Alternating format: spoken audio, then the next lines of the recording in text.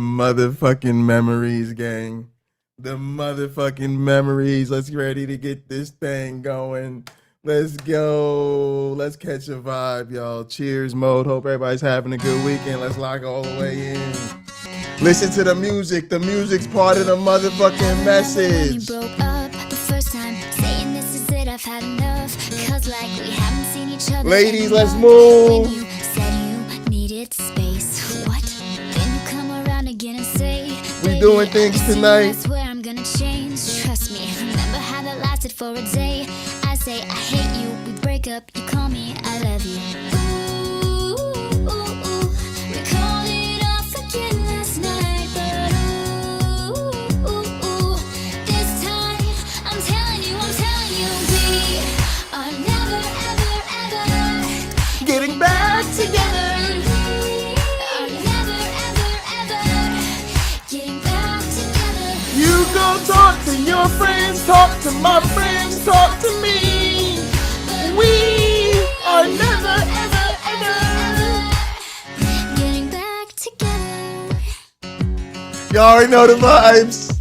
You already know what the vibe. Boy, bye. Gonna miss you picking fights and me falling forward screaming that I'm right, and you would hide away and find your peace of mind with some indie record that's so much cooler than mine. You call me up again tonight, but this time I'm telling you.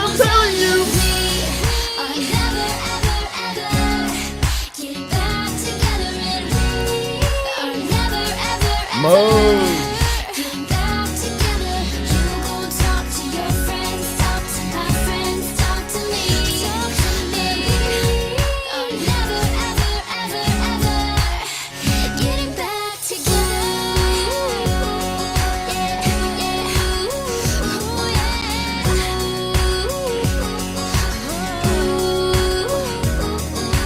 I used to think that we were forever, ever, and I used to say, never say never.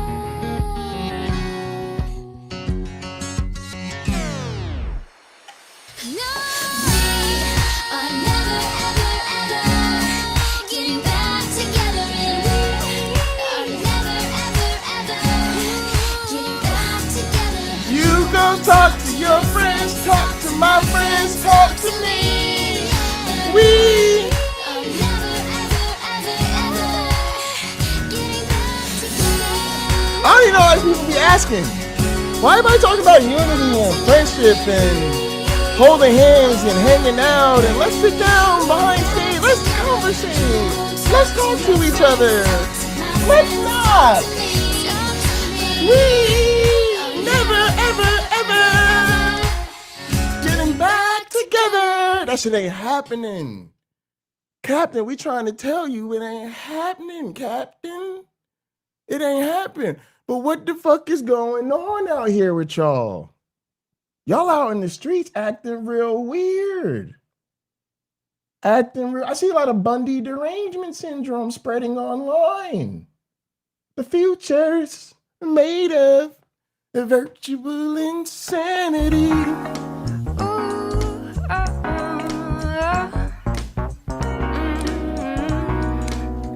Well, you can tell by the way I use my walk. I'm a woman's man, no time to talk. Music loud and women walk, been kicked around since I was born. And nothing's gonna change the way we live, cause we can always take but never give. And now that things are changing for the worse, see, oh, Life's going nowhere. somebody help me. Somebody help me, yeah. Future's made of virtual insanity now. Always seem to be governed by this love we have for Useless. twisting of a new technology. Oh, now there is no sound, for we all live underground. Well, now I get low and I get high, and if I can't get either, I really try. Got the winds of heaven on my shoes. I'm a dancing man, and I just can't lose. And nothing's gonna change the way we live, cause we can always take but never give. And now that things are changing for the worse,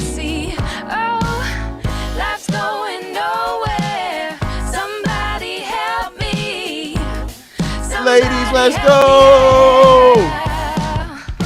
Futures made of virtual insanity now always seem to be governed by this love we have for useless twisting of a new technology. Oh, now there is no sound, for we all live underground. Life's going nowhere. Somebody You feel like these help people treat you like you me. live underground? Somebody help me out. Oh, life's going That's all right. nowhere. It's easy to burn the foundation of your whole shit from down here. Let's do it. Futures Made of virtual insanity now. always seem to Be governed by this love we have for useless twisting. of a new technology. Oh, now there is no sound, for we all live underground. Oh, futures made Ain't of getting it. virtual insanity now always seem to be governed Music is by what this happens love when we prepared have for people useless come twisting together. of a new technology. Oh, now there is Amateurs no sound, need for not we all apply. live underground, live underground, live underground. Ooh, we got one more for you. This is a throwback for the OGs. Better know how we do around here. Throwback for the OGs. Let them know how we do around here. Let's go. Ladies, where you at? Lady, you watching this now? You watching this later? Or you watching this much later? I appreciate you. Ladies, we taking this shit over. These men ain't shit. Let's go. Let's do this. Talk to him, girl. Looking like revenge, best I ever been. Hey, yeah, I know I'll bet it must hurt to see me like this, but it is worse. So much worse. You're out here looking like regret. Ain't too proud to break, second chance you'll never get. And yeah, I know I'll bet it must hurt to see me like this, but it gets worse. Now payback is a bad bitch, baby, I'm the baddest. You fucking with the savage, can't have this night. And it was nice. But nah, Baby, I'm sorry. I'm not sorry. Baby, I'm sorry. I'm not sorry. Being so bad, got me feeling so good. Showing you off like I knew that I would. Baby, I'm sorry. Baby, I'm sorry. Feeling inspired 'cause the tables are turning. And I'm on fire, but I know that it does. Baby, finance is a way to kill. Tell me how it feels, but it's such a bitter feeling. Yeah, I know you thought you had bigger, better things than right now these things. But the grass is greener under me. Bright as the color, I can tell that you can see. How bad it was hard to see me like this. But it gets worse. Baby, I'm a bad bitch. Baby, I'm the baddest. You fucking with the savage. Can't help this, can't help this. And it'd be nice for me to take it easy on ya. You know what's coming, sing it with me. Baby, I'm sorry. I'm not sorry. Baby, I'm sorry. I'm not sorry. Being so bad, I've been feeling so good. Sure Showing do. you off like I knew that I would. Baby, I'm sorry. I'm not sorry. Baby, I'm sorry. I'm not sorry. Feeling inspired 'cause the tables are turning. And I'm afraid, but I know that it's best. Talk, baby. Better walk, baby. If you talk, then talk, baby. Better walk, baby. Oh, shit. Talk, baby. Better walk, baby. If you talk, then talk, baby. Better walk,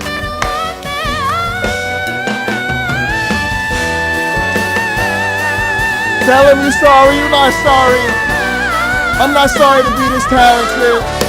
I'm not sorry to be this intelligent. I'm sorry I'm so sexy. I'm sorry. I'm not sorry. Baby, I'm sorry. I'm sorry. I'm not sorry. I see you for exactly who you are. Woo! Ain't it fucked up? Y'all ain't even got to the hard part yet. It gets so much worse from here on out. For y'all, anyway. We've been kind of uplifted lately. We feeling kind of good over here despite the hell we're living through.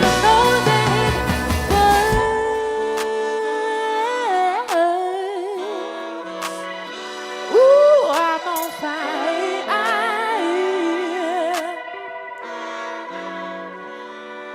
Yes, y'all. Thank you. Yes, y'all. Damn. Yes, y'all. She sang that shit. All right, let's go ahead and get into the show for real. Check out the new intro.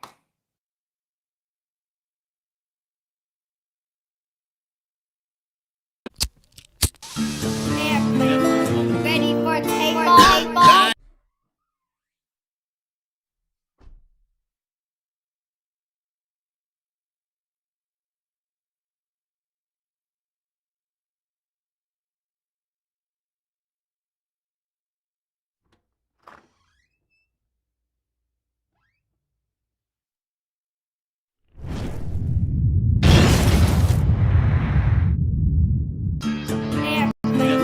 Ready for takeoff?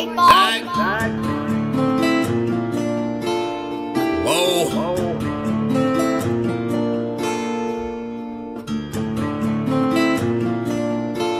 Working hard on my stump, what's the problem? I ain't had shit to show, being modest. Now it's grams of the wax for my conscience. Bron James in LA, you're on college. I've been jumping on them planes like a hobby. Still moving with the pack like my partners. Just the John on them jets cause you wildin'. But the bowl is a party on the island, moment of silence. So good, get back to the topic. Grew up, it was me and Flocka. Grandma's and Big T, this my mama. I ain't even for the pain when my pots flipped. Knew his name, that's it, never bothered. Mom said, you the man, son, you got this. Ever since I found a way to go and pop shit. Hold up, blaze through a whole zip. Took a seat at the table of my first flip. Days in red roof with my first whip. Split the money with the gang, never post pics. Seen a change in the game, had to coach it. Never let them take my wangs in the mold, bitch. Ever made in a month, nigga. Used to serve him at the minute just to front, nigga. Goddamn. Had to grow up quick, I made my own rules. Had my first child, got it jumping with music. Can't really hang with nobody who losing. I thought by now that you would go and get it, but I could hardly see niggas this distant. Know you get cropped if you not in the picture. And I made that tag and went got a bag. Shots to the Henny and OG prescriptions, put rebel shit on the map. Took a leap from where I started at. Started ballin' now, I'm Chris Paul and Cats. Got them steady calling for the mold, but I'm on a roll, gotta call him back. And that's all fact.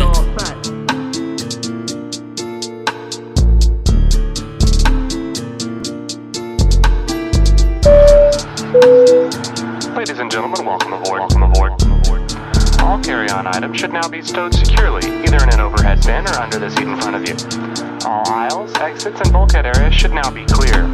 All electronic devices should now be turned off and stowed, as they may interfere with the aircraft's navigational and communication systems.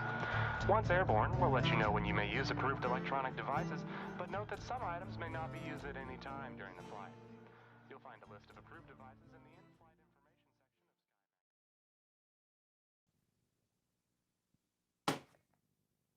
information section. Loving it.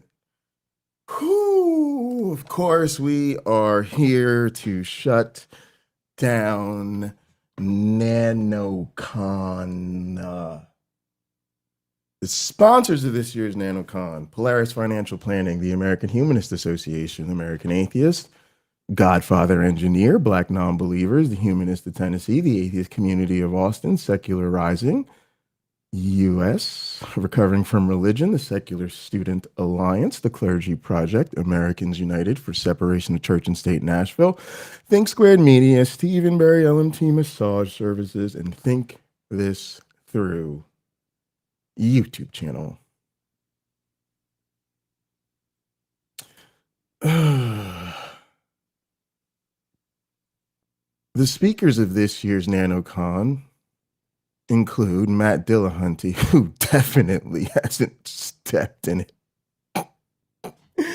He definitely did all the way step in it and then have to start editing.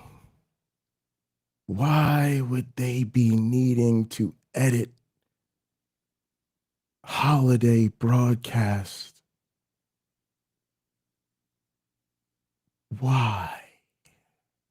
Promise Backlund, Hemant Mehta, your friendly neighborhood atheist. It's weird how he's always on top of all of the controversies coming out of Christianity.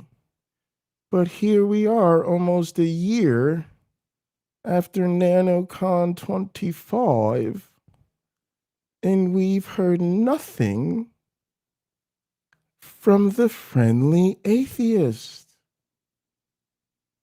And I'm sure my little channel is just too small and insignificant to be paying attention to such things. I wonder what it says about people that they're always on top of every scam and controversy coming out of Christianity, but almost a year later, I've had nothing to say about NanoCon. Monte Mater, how do your community heroes not know about this? Could it be that they're secretly grifters and don't actually participate in your quote unquote community? Could it be that they have no idea who you are? Could it be that they don't care if you get thrown down the stairs, strangled, and sexually assaulted? I'm not implying anything about these particular people. These are just questions I have about their content and why I haven't seen any content about this. I've been asking this question over and over and over again. Where is the fucking content? Now, before you people call your lawyers and tell them how much I'm threatening your lives, I'm merely a humble little small-time YouTuber over here who thinks something shitty happened, and I'm asking your YouTuber ass to make YouTube content. So please understand my request and my question very carefully. Where is the fucking content?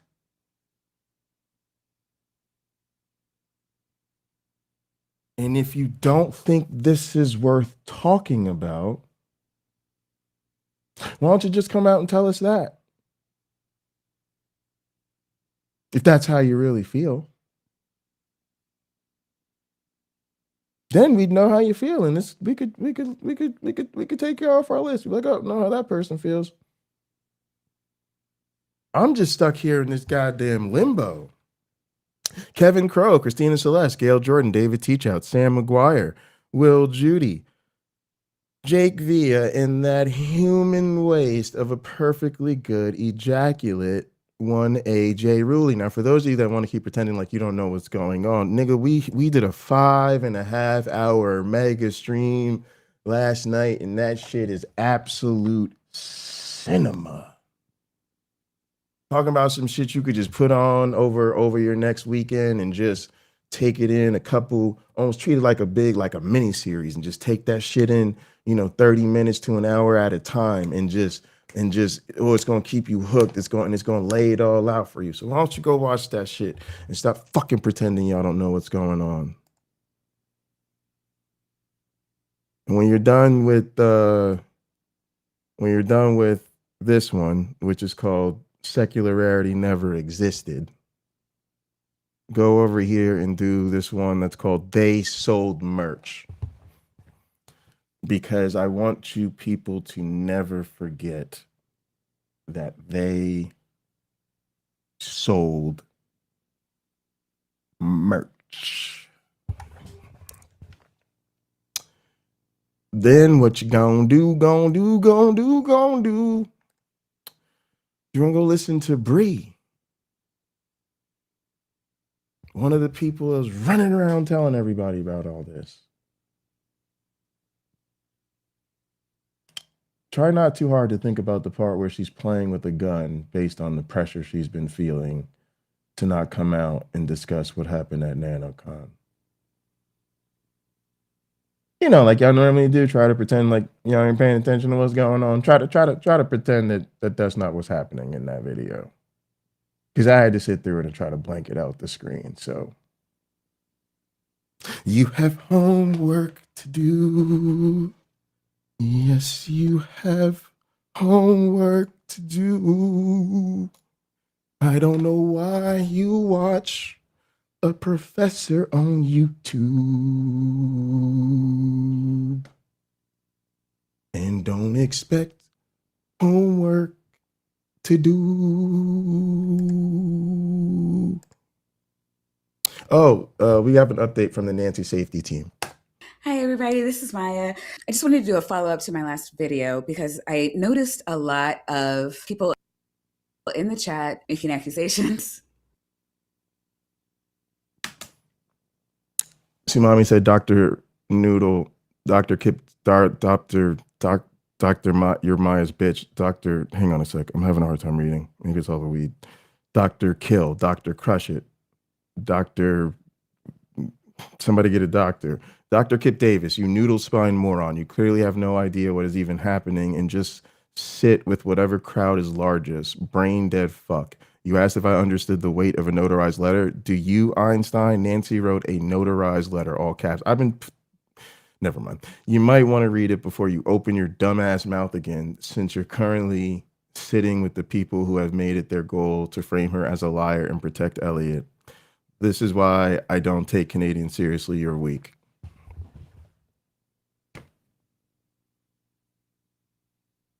I would tell you how much I love Sumami, but her boyfriend might be watching. Nah, he's a good guy. That's my motherfucking girl right there. Amen, sis. Amen, sis.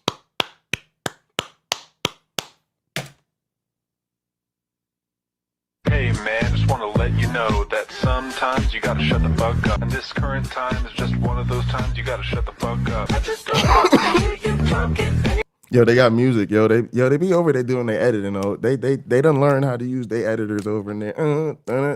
You see how they step their vibe up because they trying to be a little bit more entertaining. They trying to emulate what they can never duplicate.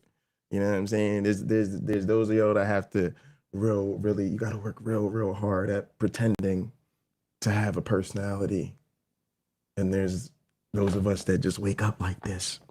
You gotta shut the fuck up. But also, That's kind of a bop, though. I ain't gonna lie, though. questions You gotta about shut what the a fuck notary up. actually is or what a notary actually does. I have a little bit of information here. I think it's really important to put everything in context. So please try to bear with me. I'll try to keep it short. I know reading's hard. So I've decided. Maya, you talking to your audience or my audience? Funny, because that's on the Bad Science Sunday channel. So I think you made that for your audience. Because I don't think reading's hard for my audience. But y'all have fun watching Bad Science Sunday tomorrow, where she thinks reading is likely hard for you.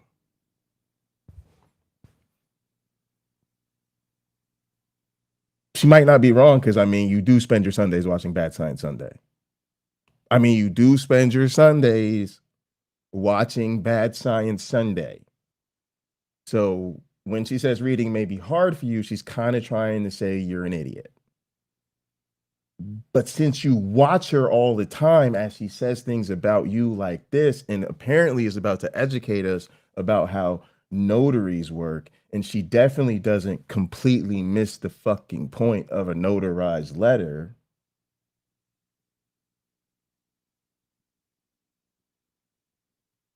Something to consider. To do the Google search for anyone interested. I'm pretty sure the people that this is directed at won't watch it, but for the rest of you, if you need to combat any misinformation, I'll put it, nice and neatly in a short little video. If you put it on like 2 times speed, I think I talk slow enough to where you can kind of get through it in 5 minutes, and then we're on to the next one. Pink Puppy, So that's when a I went to great. Google, my very first question was, can a notary? That's a great link, and yeah. Also, thanks for using the Discord. Most of y'all don't know you can use the Discord, and it's like synced up with the stream chat from the Discord. So appreciate that. Certify the authenticity of a document? And Google says yes, but there's a caveat. This is called copy certification. It's not certifying the authenticity of the content, just the document, which sounds weird. They're saying that this is not necessarily original. They can certify copies. We'll get into that in a second, but it's just that this is the document with the original signature, I guess is the best way to put that. And if you don't believe me, it says right here, copy certification is not certifying the authenticity of the content of the document, just the document. The notary compares a copy to the original. This actually happened to me. Notary said, is this original? No, can I see the original? And I showed her how it was sent to me in an email. I went to the original email, which is from someone else. We opened it and she could see that this document is what was sent to me by the person. And she did sign it. So what was really interesting to me was the limitation that not all states allow this. So I went to my next question. So my next question was, can an Illinois notary certify a copy? Because in my last video, people are questioning whether or not we should or should not believe a document that was notarized in the state of Illinois. Again, I know this is an overview of a Google search, but the sources that it's pulling from, you could see here, come from the Illinois Secretary of State, the University of Illinois, Urbana-Champaign, and down here we have Willamette Public Library. Those sources are saying no. Illinois notaries are generally prohibited from certifying copies of original documents. So again, this is talking about birth certificates, passports, driver's licenses. The agency that issued the document must verify its authenticity. So this is a list of state documents which obviously need to be certified by the proper state official. But if you look further down, it looks like it's talking about things that are personal or not state documents. And so over here we can see an electronic exception. As of 2023, Illinois notaries may certify that a paper printout of an electronic record is a true and correct copy, which again is just, did you alter what was given to you? Notaries can notarize signatures on documents, but they cannot certify that a copy of a document is a true copy. And again, we're just getting to a notary notarizing a signature, to saying, yes, this is a signature. So again, we're all wondering about the authenticity of personal documents. Listen, gang. Please do not model yourself after my laughter, okay? When people are gaslighting you and doubting your experience and clearly participating in a coordinated smear campaign against you, it's very serious, and these people can do a lot of damage to you. So protect yourselves at all times,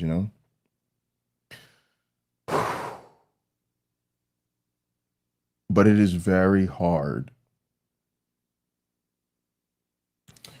to be concerned about these people because they're so fucking silly.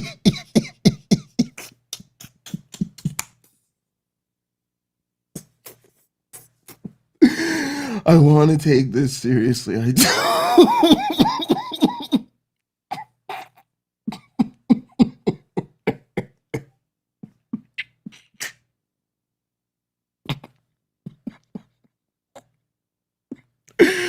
Oh my God, roll the tape. With those. So on to my next question. Can an Illinois notary certify the authenticity of a document? I just want to make extra sure, what are we talking about here? All right, so when I asked this, I got results from the Illinois Secretary of State, the Illinois Legal Aid Online, and the University of Illinois, Urbana-Champaign. All of those are saying no, an Illinois notary public cannot certify the authenticity of a document. They cannot certify copies of original documents. And we went over that with the last query. Illinois law does not authorize notaries to attest that a copy is a true reproduction of an original. Only a licensed attorney or the original issuing agency can certify document copies in Illinois. That's coming from Illinois Legal Aid. I just want to make sure that we understand what notaries can do, and that's actually down here. What does Illinois allow its notaries to be able to do? They can notarize signatures on documents, like they are the witness verifying that this document was signed by this person. They can administer oaths and affirmations. That's what we're going to look at next. So to me, it looks like you need to go to a lawyer or a qualified state official to verify the authenticity of a document, the contents of the document. But just to make sure, I asked, my final Google inquiry is right here. Can an Illinois notary certify the authenticity of a witness statement? And these results I got from Notary of America, University of Illinois, Urbana-Champaign, and the National. Here's the thing that's killing me about the rest of y'all out there that's watching all of this and not doing a goddamn thing about it.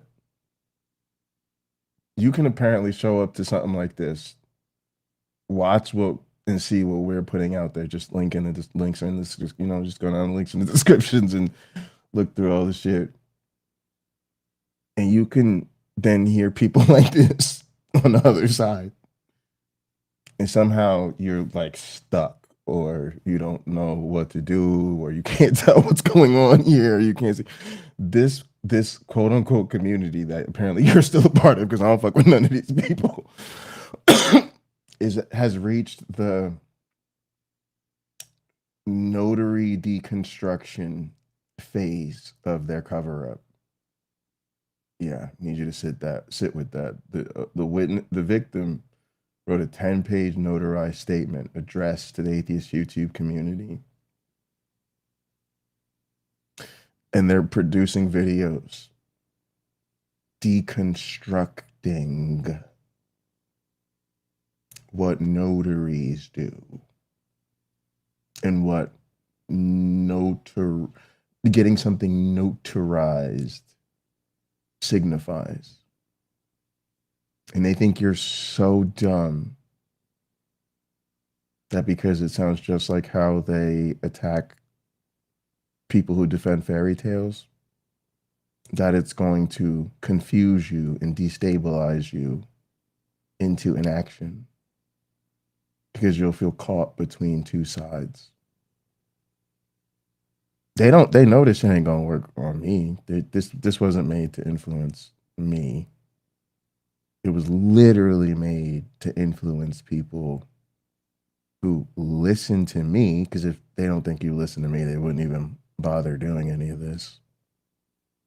But since they think you might listen to me and they're hoping you also listen to them, they're at the deconstructing what getting something notarized means phase of the coordinated coercive cover-up. Just making sure you know what you're watching. Notary Association. They all say an Illinois notary cannot certify that a witness statement is true, Special effects or included, authentic. They cannot certify the content. Meaning, I don't know if this is true or not. I know they gave it to me and I know they signed it in front of me.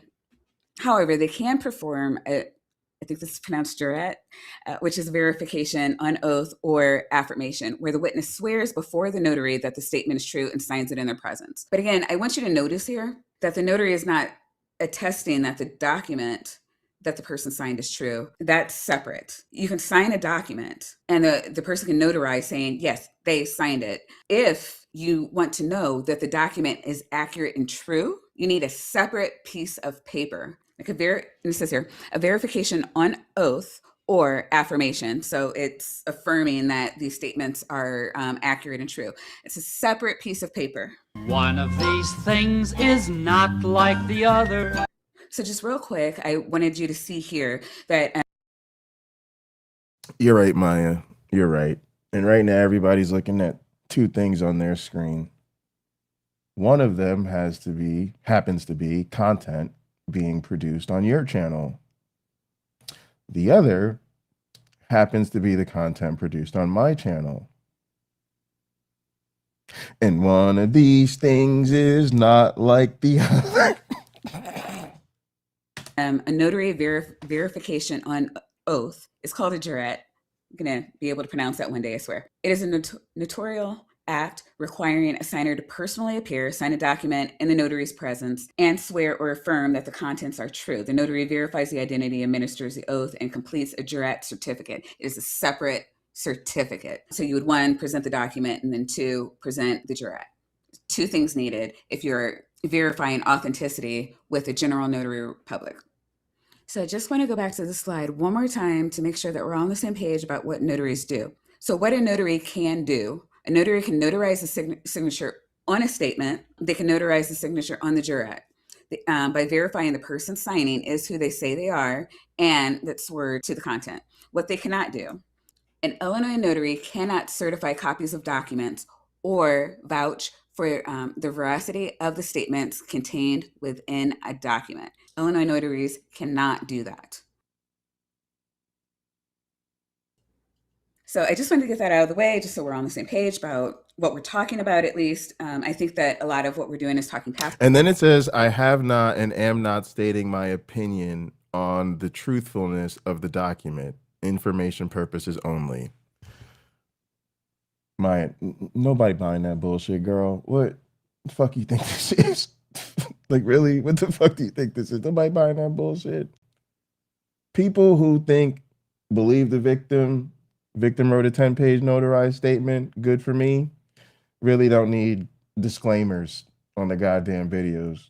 We just kind of go, if you want to read the victim's notarized statement addressed to the YouTube community, the link's in the description. See that work? The victim's notarized statement is a searchable PDF. There's a link in the description. Hang on. Yeah, we on YouTube. Coming to YouTube's.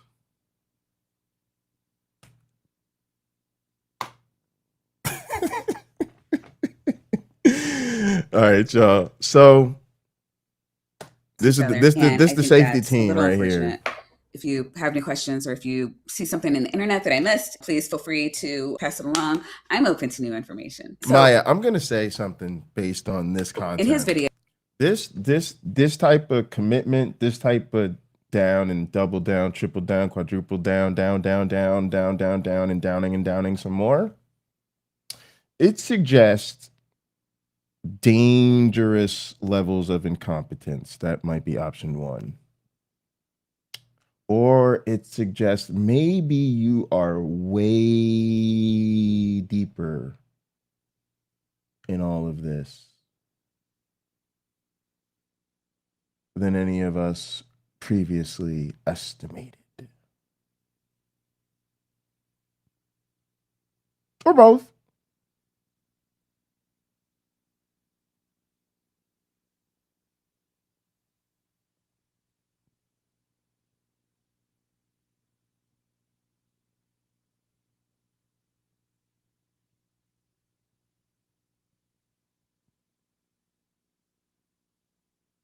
Man, wouldn't it be weird if all the flying monkeys came in here and were like, great video, Maya.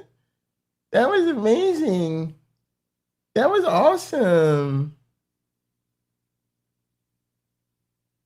Dun, dun, dun, dun, dun. Why the disclaimer? Wow. I know Oz said that he was convinced by the witness statement in the Jim Majors case, which is great. That statement came from a police investigation. Police are doing other things with the documents because all of them, every single one of them, are court documents. Please notice how the victim of an assault wrote a notarized statement, and rather than discussing the alleged assault, they did an investigation of the of the notarized statement. This isn't what victim blaming looks like at all, y'all. No. And this is definitely not part of a cover-up. Like, are y'all serious? like y'all, come on now. Come on. Is it like, come on. Like normally you don't want to just be willy-nilly talking about a cover-up, but come on, y'all gotta get with the program here, y'all.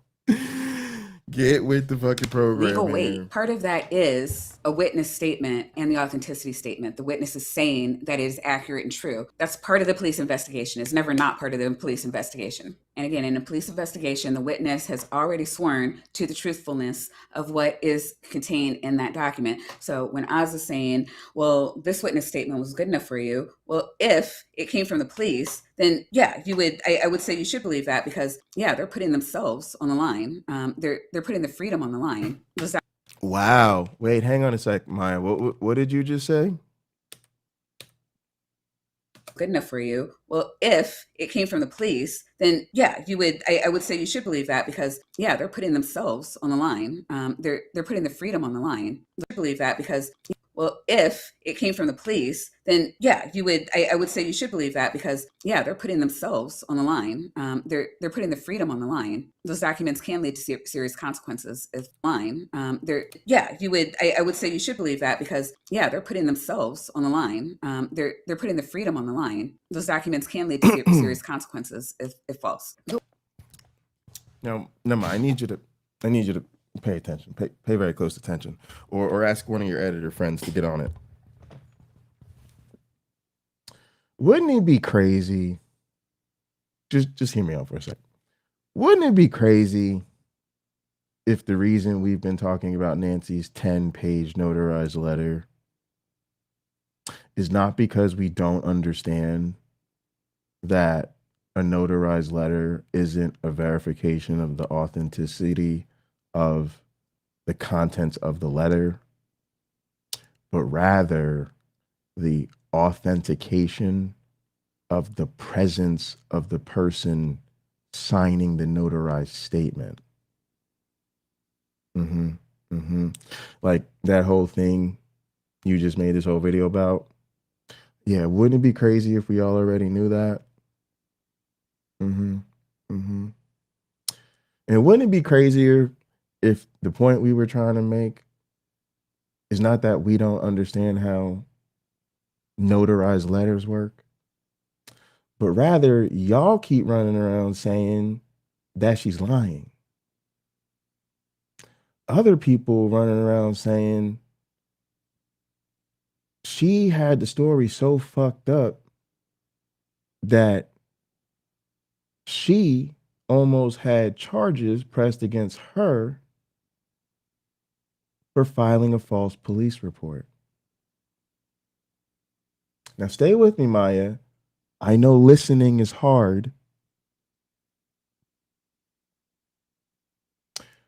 but wouldn't it be crazy if our whole entire point was that if she then took those same allegedly false allegations, you know, the one y'all keep saying she was almost charged for, and then wrote them down or put them down or typed them down, however she got them down, into her actual statement, and then went to a notary, produced identification that would verify the authenticity that it was her, in fact, signing her name to the statement. And if she notarized those same false allegations, that would be period, point blank, period, end of story, slam dunk evidence that she had, in fact, made those false allegations public. And since she addressed them to the YouTube community and then sent them to her sister, you would also be suggesting that then she enticed her sister into airing those false allegations based on a notarized statement. So wouldn't it be crazy if our point was not that we don't understand how notaries work and that we're perfectly well aware that it's verifying the identification and her presence when she signed it, not the content of the letters, but that nevertheless, her having the content of those false allegations notarized would put her at risk. because she would be providing evidence that could be used in a court of law that she notarized the false allegations. Now, what was it you were saying? Then yeah, you would. I would say what is contained in that document. So when Oz is saying, "Well, this witness statement was good enough for you," well, if it came from the police, then yeah, you would. I would say you should believe that because yeah, they're putting themselves on the line. They're putting their freedom on the line. Those documents can lead to serious consequences. Oh, so if they're putting their freedom on the line, and that could create serious consequences, then according to you, you should believe them, correct? I'm going to need you to reflect on this segment right here, Maya. Okay? And then maybe jot down some notes, maybe write a little blog, maybe write a little reflection on this here segment, this here discussion we're having. Hopefully, maybe you can connect some of the dots we've discussed. Because your classmates here in the chat seem to have a pretty clear understanding of how this works. So maybe you can come back and update us on your hopefully revised understanding of the circumstances in which we find ourselves. Wouldn't that be crazy? If false. But what about a pre-typed document that's presented to a general notary? That's very different. It only proves that the signature is real, not the accuracy of what is written. So if you have two notarized letters, one's from a police investigation and one is without a jurat, sworn statement, the notarization And damn, Maya, what do you think she told the police? alone might not be enough to convince some people. And we're just talking about two different documents. We haven't heard from anybody to say, okay, you should take this over that. We just have two documents. One is a sworn affidavit of its truthfulness, No, they don't, and one does Sue. not. And if they don't match, I personally, and again, I'm not asking you to substitute my opinion for your own, but I think it's unfair to tell people that they're bad human beings because they're not choosing the one that's, has a lower weight to it than the other. Most people, when they're looking for... No, Maya, I think you're a bad human being, and I'm going to say it. Now listen to me closely. I think you're a bad human being because, to me, being an adult is what I call a composite skill. It's a skill comprised of many, many, many, many, many, many, many, many other skills. And I think you suck at it. So if you and I were to have a conversation about why I think you, your ilk, your friends, your homies, the people you associate with, the people that watch you, your whole entire network of human interactions and connectivity, if I were to call the lot of you bad human beings, it would be based on my qualitative evaluation as to the quality of how you human being. So thinking that you're a bad person reflects that I've evaluated to be poor at humaning. Your humaning is something you need to improve drastically. That's what it means.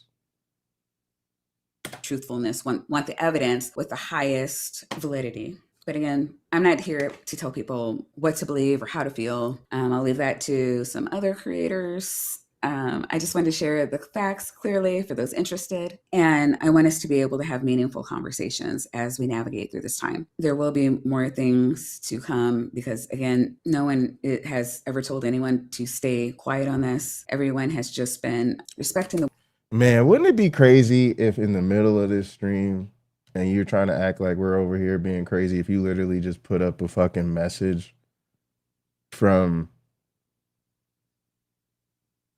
the Godfather engineer's partner?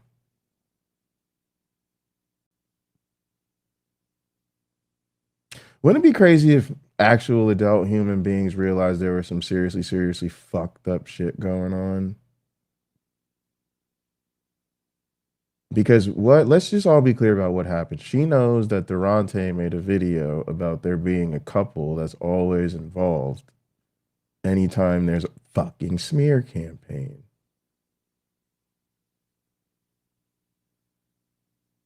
Wouldn't it be crazy if it turned out that this was the couple that he was referring to? Again, Maya, dangerously incompetent, much deeper involved in all of this than any of us had previously estimated, or both. Wishes of the victim, and some people actually have gag orders where they can't talk. So I certainly don't want to punish them for their inability to talk. We'll be clearing up a lot of questions regarding that coming up soon. Same shit, different day. But I'm gonna continue being a badass. Thanks for listening to my Maya talk. Take care. Oh, we listened. We sure listened. We sure listened. All right, ladies, let's get to it. No, you don't need another. Ladies, it's all podcast about the episode. movement, baby. You don't need another top 10 hacks. We need the and you motion, don't need another twin. full-length video on the perfect ladies. morning routine. What you need is to stop mistaking consumption for preparation. Here's the truth that nobody in this space is going to tell you. The podcasts, the videos, the articles, they don't feel like procrastination because they're wrapped in this self-improvement packaging. But ask yourself this: when was the last time a podcast actually made you start? When did reading an article replace the rep that you were supposed to take? When did watching someone else build something actually build yours? Consumption feels like forward motion. It has zero friction. It rewards you with dopamine. It makes you feel productive without the discomfort of actually getting anything done. That's exactly why it's so dangerous. Realize that preparation soon reaches the point of diminishing return. Past that point, every extra input is just postponement with better branding. You already know enough to start. That resistance you feel is not a knowledge gap, it's an action gap. And no amount of content is going to close it. Only action can do that. Okay, that is why we are here for Ladies' Night. Y'all know me. I'm into being a traitor. I'm into just burning things down and betraying everything that I'm supposed to represent. And one of those things is patriarchy. Ladies, y'all already know the truth. Women had to do everything because patriarchy privileges men, and privilege comes with weakness because privileged motherfuckers become useless motherfuckers. Y'all already know this, but you have to apply what you already know about the world to what's going on in these secular spaces. Now, listen, what I would love for all of y'all to do for real, is do what the women in this space closest to me have done, and that is completely remove yourself from this quote unquote community and space because it's a toxic cult. Get all the way up out of there. Okay, just dip. Okay, come hang out with us, make some new friends, whatever you need to do. Dip, just get into your hobbies, feed your soul, just whatever, all the rest of the things that make you who you are, lean all the way into those because this shit is for the fucking birds. Okay. Now I'm here to tell you, it's a toxic cult, and it's not going to get any better. I'm just telling you, it's not going to get better. Did you hear what I said? It's not going to get better. Okay. All they're going to do is take all this stench, all this stank on all this shit that's going on. They're going to let all the people that are involved slide up out the back door quietly. Just slide about the back door quietly. Shh. Not a big, no fuss, no commotion. Just, hey man, just slide about the back door quietly, right? And then they're going to replace them with new faces, new squeaky clean people with no stank, or you don't know the stank on them yet or whatever. Okay. And the structure is going to all stay exactly the same. And then it's just going to be like, oh no, this is a new organization, and no, that person isn't involved with any of this any longer, and no, we don't fuck with him. No, like, it's don't let them play the shell game on you. Okay, so get all the way up out of there, and then you could do like us and just kind of just lob criticism from a distance. You know what I mean? You could just lob criticism from a very safe distance. But since most of y'all are not going to do that because apparently y'all stuck on stupid, you're gonna have to get busy. Yeah, You're gonna have to take all this shit personally. You're gonna have to recognize that these patriarchal, capitalist, white supremacist structures that have built the whole atheist YouTube thing, yeah, it's not gonna ever fix these problems. So ladies, we're gonna have to get this together. I'm betraying the whole male patriarchy thing. I ain't supposed to really be keeping it this real with y'all, but y'all know nobody's really talking about this shit anyway, right? So I just decided tonight I'll call in the ladies and we could just keep it all the way real tonight. Okay? These niggas is not gonna fix this shit. Okay, this whole thing is built on the backs of white boys, lazy ass, unqualified white boys. And if y'all did what y'all really need to do to get y'all shit together, y'all will organize, y'all will professionalize, y'all would demand credentials, y'all would demand training, y'all would demand accountability, y'all would demand external oversight. And if y'all demanded all those things, they wouldn't be qualified for any of those things. So they're never going to support all of those things. They're always going to treat it like you're trying to spoil the fun, trying to talk about safety and external supervision and why do we need babysitters? And it was just a couple of bad things that happened. And, you know, hey, there's a new code of conduct. We revised the code. It's just going to be bullshit after bullshit after bullshit after bullshit after bullshit after bullshit. Y'all going to have to really demand to be centered, to be in leadership positions, to be stars of the show. And then, like, come on, how many shows do they even do that's even related to anything remotely related to women, right? And everything they do that's remotely related to women, what is it?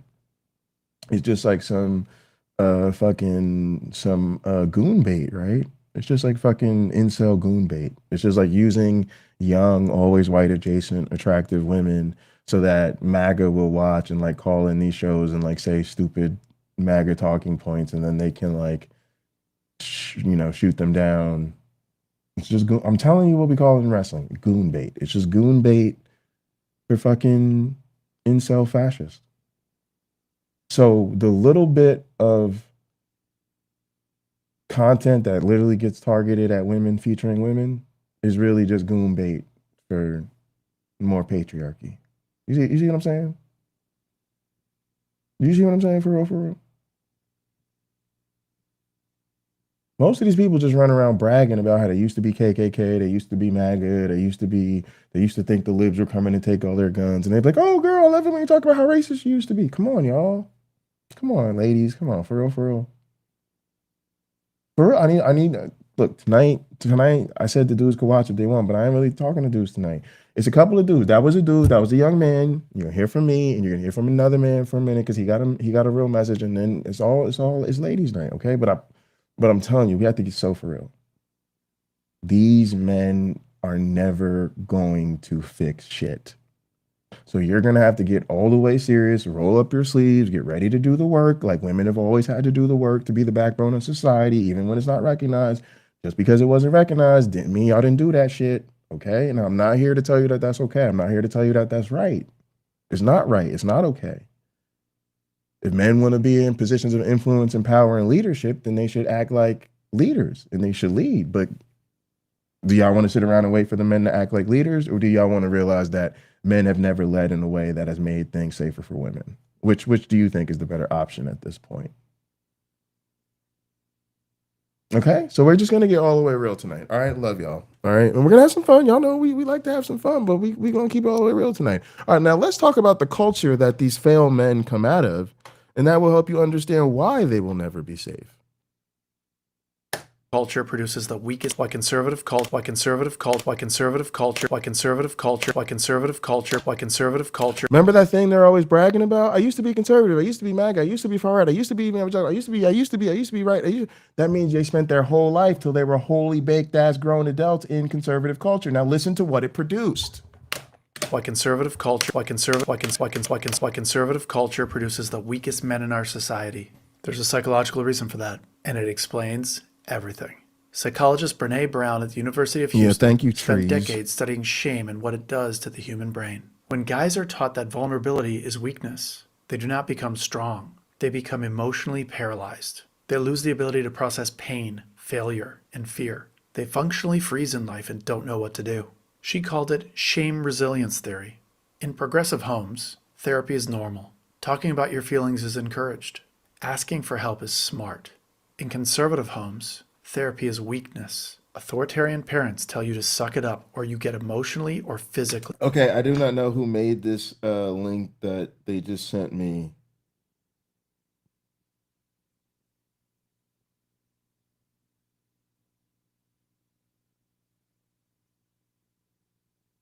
But I like that. I like that. I like They that. hurt. Wayne, I don't know if that's your work, but bro, that's what's up. Let's go. So conservative That's men what's learn up. to Let's bear- go. Let's fucking go. Let's go. I want everything. I want everything out from everybody. This is all hands on deck. I'm gonna tell you the best project I ever participated in when I was in the Linsky lab. It what led to my publication. It's called the All Hands Experiment. It was everybody in our lab did a set of like replicates. It was like this big, huge project where we wanted to look at the fitness changes and shit and like all throughout the experiment, right? And so literally like undergrads, probably graduate students, postdocs, our lab manager, different like teachers and people that be in and out of the lab for like research experiences and shit like that. All the different like labs, different parts of the country or different parts of the world. And then we all work together. That's what this is. This is our all hands project. We need everybody to do whatever y'all could do to help. Appreciate y'all. Let's get this. their emotions. And buried pain does not disappear. It turns into rage. Rage is the only emotion conservative culture allows men to express without being made fun of for being weak. That is why the loudest men at a Trump rally are always the most emotionally unstable men in the room. They were never taught how to handle any of their emotions. So when life gets hard, they fall apart. When things around you change, they don't know what to do. And Trump gave these fragile, broken men a target for all their buried rage. Not a solution, not a policy, just someone else to blame. Progressive culture did not produce weak men. Conservative culture did. They tried to convince themselves that suffering in silence was strength. It was never strength, and all it produced was the weakest men in our society. That's right.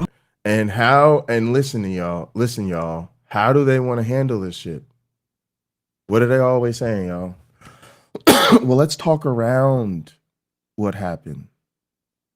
See, and it's not just the men, y'all.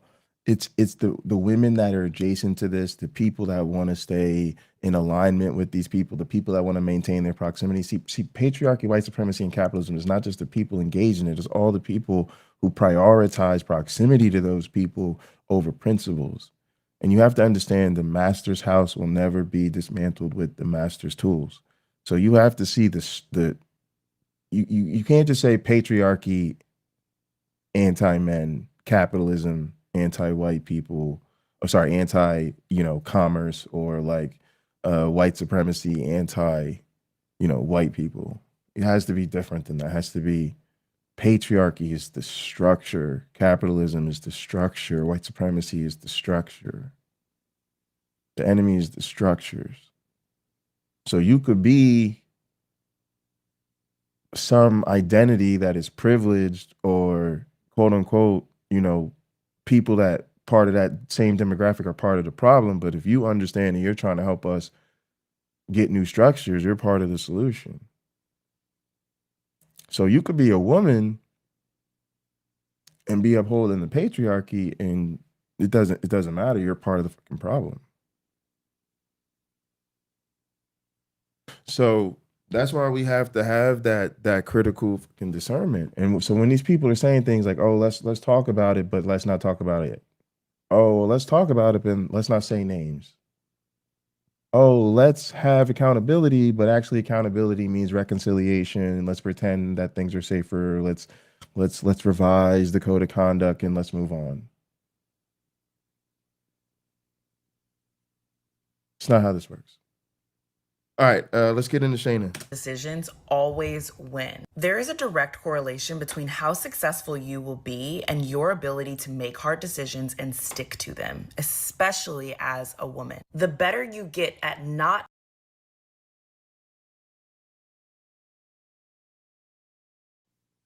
I forgot to set this up for y'all. But yeah, so we have two pieces that we're featuring tonight. The first one is from Shayna Condi, and it's called "The Women Who Aren't Afraid to Make Hard Decisions Always Win."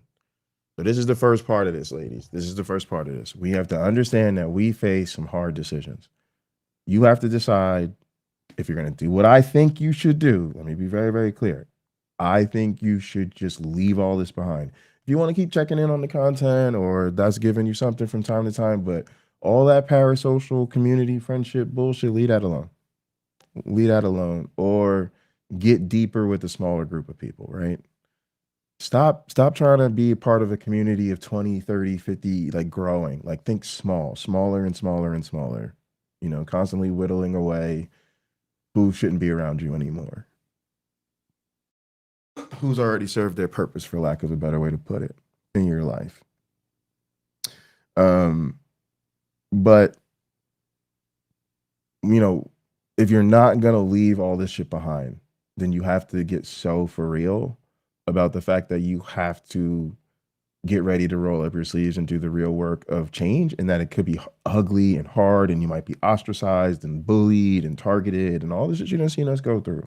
Like, they're not gonna make this shit easy for y'all. But if y'all want to really stay here and y'all want to really have this whole atheist YouTube community thing still part of your life, you just have to get so fucking for real about how hard it's gonna be to maintain that, and at the same time do the work, right, of actually making it a space for women, right? It can't just be about the space being what it is and then being safe for women somehow. See how fucked up it already is, because you're trying to create safety for women within a patriarchal structure. That's not what patriarchal structures do. See the problem you're up against? What you need is a totally different structure that's literally centered and for women, which is why it would be better to just go away somewhere and like create that off on your own and like kind of not even let men even be a part of that, right? Or only peripherally, right? Maybe you need to create some sort of secular sisterhood type thing, but don't make it an organization, don't make it a nonprofit, don't turn it into a business, right? Because then you're just recreating the same patriarchal structure. Right? You need to make new structures. And those structures have to be built for women. So then the safety of women becomes central, obviously, to the fucking mission. But they're not going to let you do that, because again, if you did that, then all the dudes who can't cut it in a world like that will be out of fucking opportunity. So you're going to be facing that resistance. Now you can overcome the resistance, but the thing you need to overcome the resistance is to rally more women, right? And so many of the women, especially the ones in influence in this space, are going to be prioritizing their proximity to the power and influence within the current structure. So those women are actively going to be working against you as well. So that means you're going to have to work even harder to actually find the other women who want to move in solidarity with you and are willing to do the work with you. Because again, most women, if they realize what's actually going on out here, they're going to do what I think they should do, which is get all the way the fuck up out of here. And at best, lob some fucking, criticism from a very safe distance. So if you're really committed to like staying in these spaces and staying in this thing, like you got to get so fucking for real about the work, right? So we're going to talk about how, yes, you got to make the hard decisions, but in the end, the things that make you that are the hardest are actually the reward, right? Like I'll be honest with you, like that's what grad school is, right? Grad school is this like really hard thing you have to do, where the hardest part is actually the delay and the time. Like the hardest part about grad school is actually, I would say, not the work. The work is hard, but usually once you get to like that level in a field, it's something you're passionate about and you really want to do. But the hardest part is just the delay. It's watching everybody around you doing better financially, starting families, buying homes, traveling, like all the shit. And like you're in school still, right? And eventually like you're grown as shit and you're still in school, right?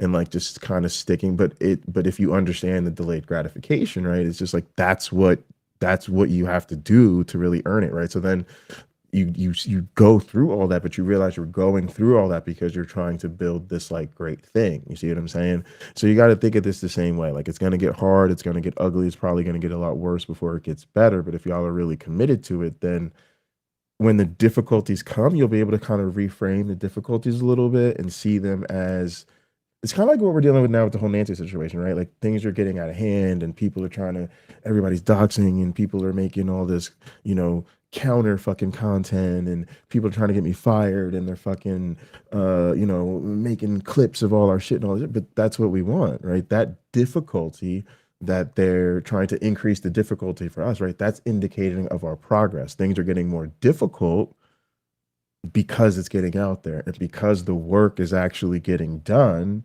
there's more work to do, right? So so that's kind of the reframing that we're kind of here to talk about tonight, is to say that like the struggle doesn't have to necessarily defeat you. You just have to reframe it to understand that there's gonna be more struggle, but if you're committed to doing the work, then a lot of times that struggle is going to be indicative that you're on the right path. All right, let's lock in and do this. Watch this video, then we'll talk. The women who aren't afraid to make hard decisions always win. There is a direct correlation between how successful you will be and your ability to make hard decisions and stick to them, especially as a woman. The better you get at not settling dictates how far you can take things. I noticed that women settle way more than men do, and it makes sense given all that we go through and how hard it is to navigate this world as a woman. But if you push yourself and become someone that makes hard decisions, learns how to set boundaries and stick to them, stand firm in them, and realizes that you do not have to settle, you do not have to have a scarcity mindset, there's always something better for you, and you are able to see that and run with it, you will be unstoppable. When I talk to any women who are later in their life and they talk about different things that they wish they did, a big thing that comes up is wishing that they did not settle, or wishing that they knew how expansive or abundant life could be. And what that takes is being able to make the hard decisions in the moment. It's being able to sit in periods of discomfort, loneliness, ambiguity, because you made a hard decision that put you there, but you have faith that that hard decision is going to pay off. It's that risk taker mentality. No risk, no reward. I have lived my life in a very non-linear way, and in a way that is full of boundaries, in a way that is very much like next level. This isn't working. Let's go higher. Let's go higher. Let's go further. When I tell you that shit has paid off, it's been lonely. It's been difficult, but it has paid off, and it is still to this very moment paying off. And that is why I know that I will live as big of a life as I want to live, because in order to go that far, it takes being in those hard places. The more expansive you want your life to be, the more pain and things that you don't necessarily want to experience are going to come with it. It's like the term more money, more problems. It doesn't necessarily mean that the more money that you get, like, oh, you're going to have problems because you make money. The more you push yourself to experience life, the more, heartbreaks or failures are going to come with it. If you're the person that is constantly playing things safe, you probably won't get your heart broken because you're not dating or you're not putting yourself out there. If you're not starting a business, then you won't have a business that fails, but then you never did the thing in the first place. So you're playing it safe. If you are really trying to be somebody who really takes things from 0 to 100, especially as a woman, there is no such thing as always playing it safe and getting away with it and still getting exactly what you want, period. The women who win make hard decisions. I have so many thoughts about this video.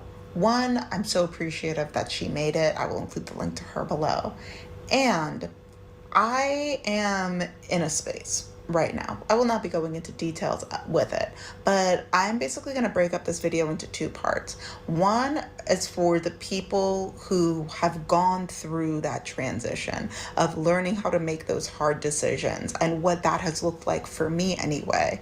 And then another part are for the people that are currently going through it, because in a way that's also me right now. So we're going to start off with the first, what that looks like when you decide to stake up for yourself, to make those hard lines in the sand and create those solid boundaries, to believe in yourself past the point that other people will.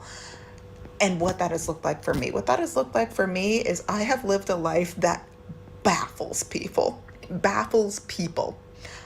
I dare say, look at the results of my life and it also baffles me. One of the most obvious ways that has shown up in my life was when I knew I had to move abroad. Not just that I wanted to, not just that the United States didn't quite feel right for me, but I felt deep in my spirit, my pattern recognition was going off, and I was like, this was before the second presidency. Dare I say this was when I was in college. I was like, I feel like I gotta get out of here, but I didn't quite have the geopolitical lens. I didn't quite see the landscape. But once I started to put the pieces together and once I was able to work remotely full time, I was like, I'm going to get out of here. I'm going to get out of here before things hit the fan. And what I kept hearing from everyone around me, because this is getting ready to be my fifth year, sixth year, one of those two, abroad, living abroad. And all I kept hearing from everybody, nobody was like, yeah, Shayna, that makes so much sense. Like, that was not the response. At best, the response was, I hope that you find the joy and the home and the space and the community that you are looking for. I wish you nothing but the best as you go out there. Enjoy. Like, one of those, like, I love that for you. I love that for you. Which I was like, listen, I'll take it. But most of what I was getting was, Shayna, you're paranoid. Shayna, like, the United States is fine. Shayna, like, okay, you'll like have like 6 months abroad. You'll have like a fun time and then you'll be back. I'll see you when you come back. And I'm like, I'm going to find a way to make this work for me. I'm going to find a way to make this work for me, I'm going to figure it out. I'm going to figure it out. And thank God I believed in myself. This has also shown up in my career. I never studied to be a journalist. I honestly didn't even really know what journalism was. And then shortly after, I lost my career as an actor in New York indefinitely with the COVID-19 and lockdown and all of that. I just started writing. I was like, what do I have to lose? I'll just give it a shot. And then I just kept giving myself more space to try more things. And then a massive opportunity opened up for me. I said, oh, okay, sure, I'll give this a try. What's the craziest thing that could happen? And then it allowed me the space and the finances to be able to do what I do internationally. Of course, there were people that were like, Shayna, you might want to study more on this. Shayna, you might want to wait. You might not want to, like, why don't you just go back to the thing that you studied? Why don't you just go back to the world that you knew before? And I'm like, but that doesn't make sense for me. And I had to be okay with it not making sense to anybody else, with my decisions, not making sense to anybody else. But I had to so deeply believe in myself that I took a step forward where nobody else would with me. And that has shown up in my romantic relationships. Like, I have dated some great guys. Objectively speaking, fantastic men.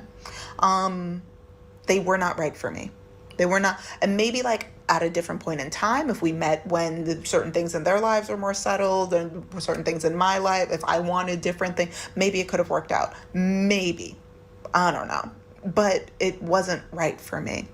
It wasn't right for where I wanted to go with my life. It wasn't right for where I was. I was starting to feel, whether it was not uncomfortable in that they made me uncomfortable, but I'm like, why do I feel myself shrinking in this?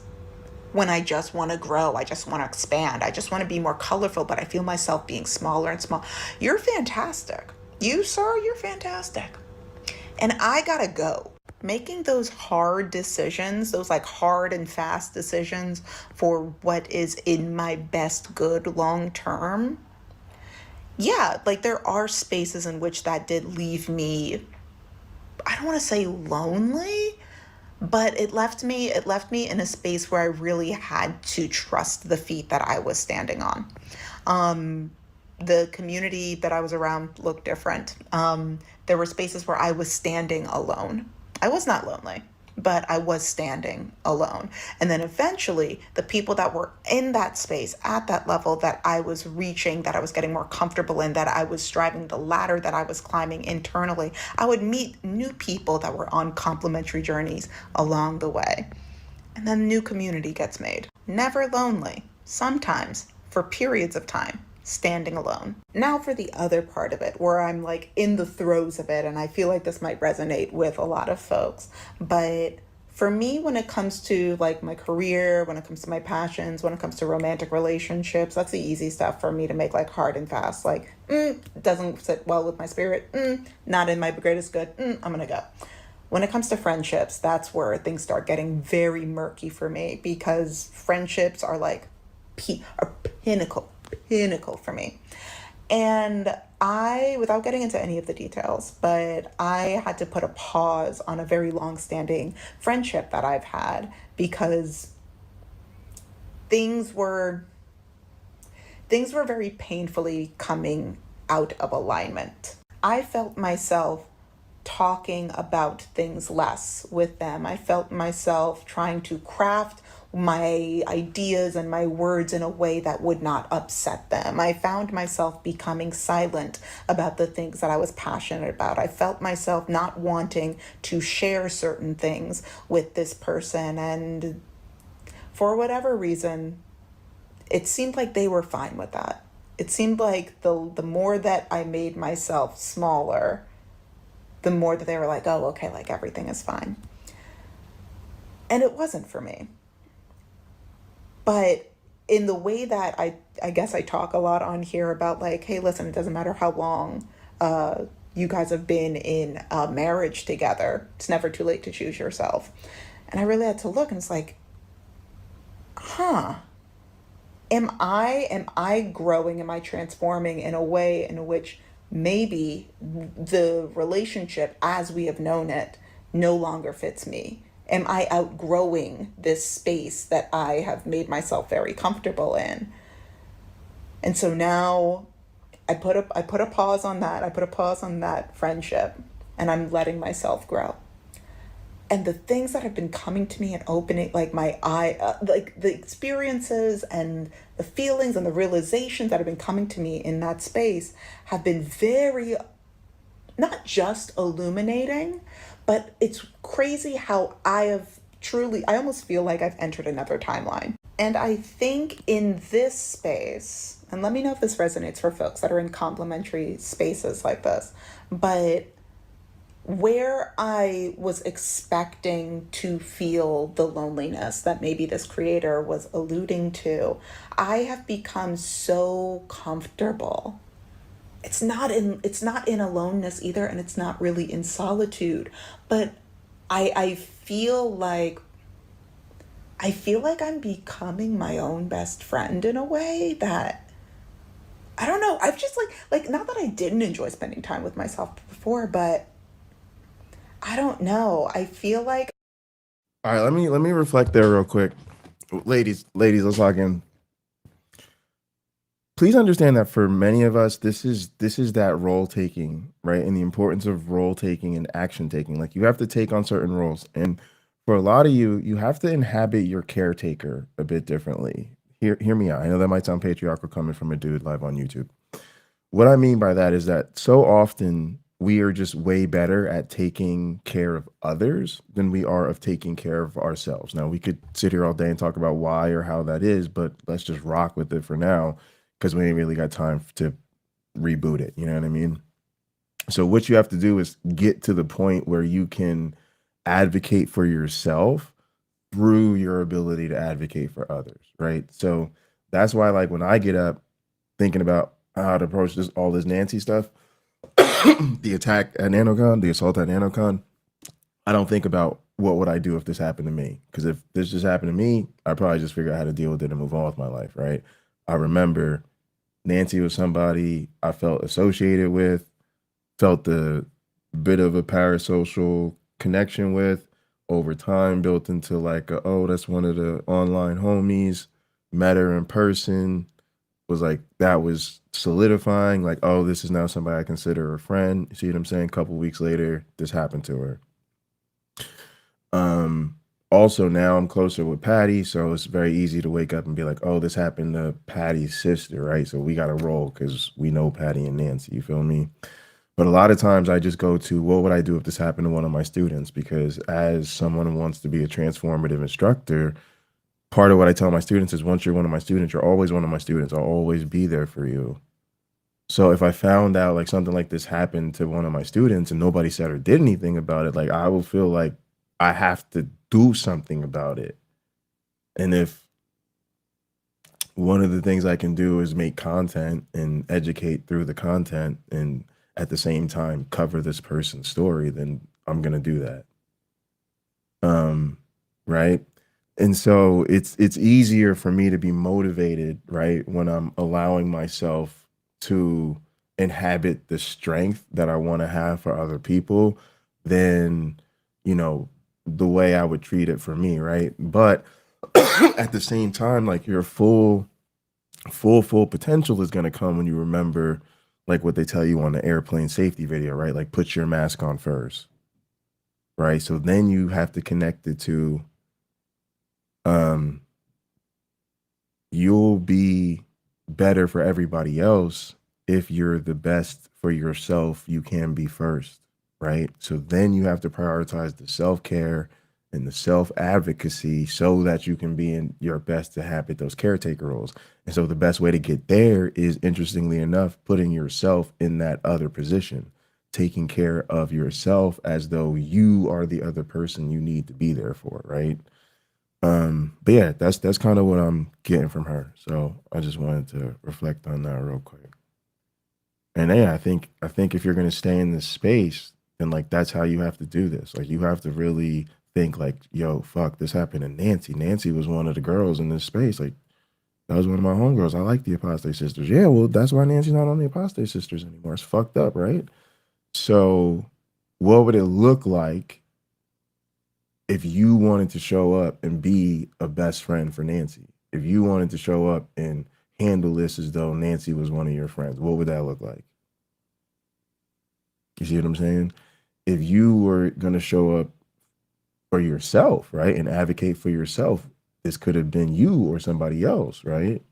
So how would you show up if this is something that could have happened to you or someone close to you? That's how we should all be showing up now for Nancy. And y'all are going to need that so much more, again, because the structure is not going to help you. The institutions are not going to help you. And a lot of the women are not going to help you, right? Something y'all never should lose sight of is the reason they're calling all of us transphobes and misogynists and all of this shit is because Sumami called out the women according to the girl code, y'all. Come on. This ladies' night. We're going to keep it a buck. It's ladies' night. Fuck them niggas. We don't care what they talking about. On girl code, y'all. Why is a grown man up here on YouTube talking about girl code? On girl code, y'all. Sumami said, when something like this happens to one of the women in your community, we supposed to all stand with that sister. Whether it turns out to be whatever it turned out to be and all that, but until we know differently, we supposed to stand with that sister all the way through this thing. That's just how it's supposed to go on code. On code. If it turned out we were all totally wrong about it, fine. We'll get there when we get there. But off rip, no, on code, we standing with our sister. What are y'all talking about? But that didn't happen. And so Sue called out the women who not just didn't stand with her on code, but attacked her on behalf of the perpetrator.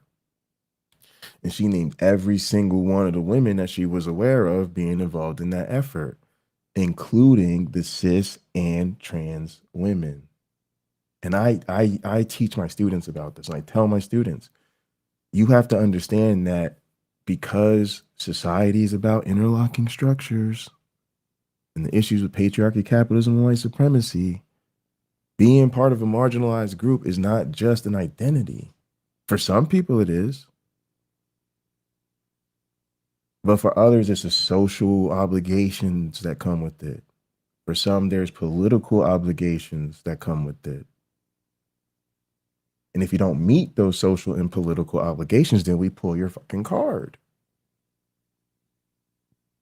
If I say to another black man who's spewing conservative talking points, bro, you a tap dancing ass coon. If I say to a black queen, you a tap dancing ass coon, Maya.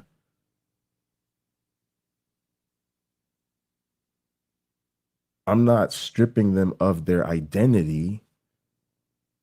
I have to acknowledge their identity to call them out in this particular way. I don't call white people coons. I don't say white people are tap dancing for master. That's an inner conversation. I have to acknowledge your blackness to even use that particular insult towards you. What I'm calling out is that you are not meeting the social or political standards that I say I think you need to be met not to just be Black in terms of identity, but to be pro-Black in terms of being an asset to Black people for the advancement and social political interest of Black people. And if I say you are not meeting my social and political standards of what is necessary for the advancement of Black people, and I call you a Sambo or some shit like that, or Uncle Tom, I'm not taking away your Black identity. I'm saying you're not meeting the fucking bar. So ladies, we have to remember that Sumami was being inclusive by saying there are ladies who are not meeting that fucking bar. And the women in this community said she's a transphobe.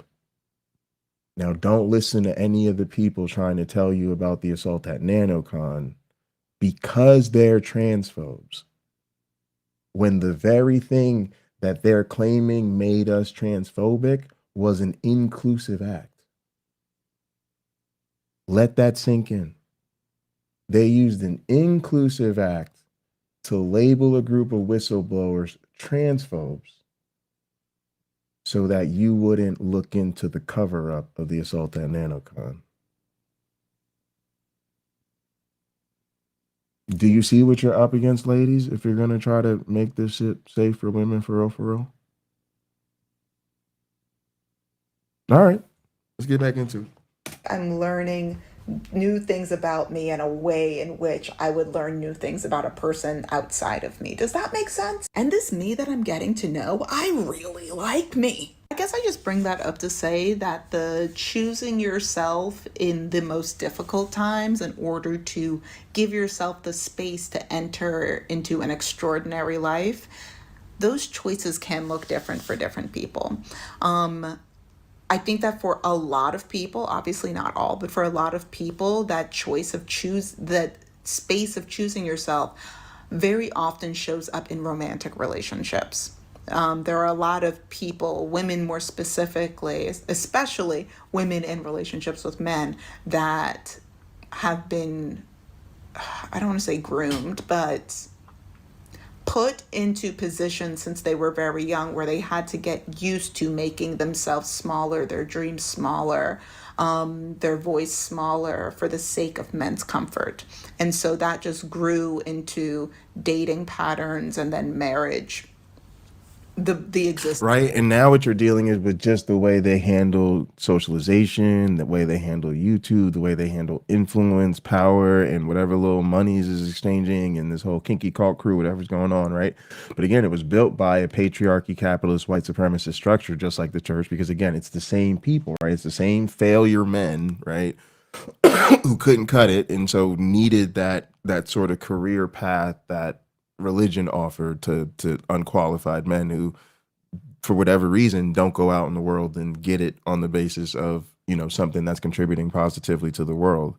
And so then they come out of that and they're whole ass grown men, and instead of going, oh well, I was just doing the pastor or going to be a professional apologist, you know, I need to get retooled, let me learn how to cut hair, let me become a painter, let me whatever they got to do, they just go, where can I go with my pastor skills and be a pastor who's no longer religious, right? And then boop, atheist YouTube community, right? And then who do y'all apply for? Oh, we love you for the way you do your radio because you used to do Christian radio and now you can do atheist radio.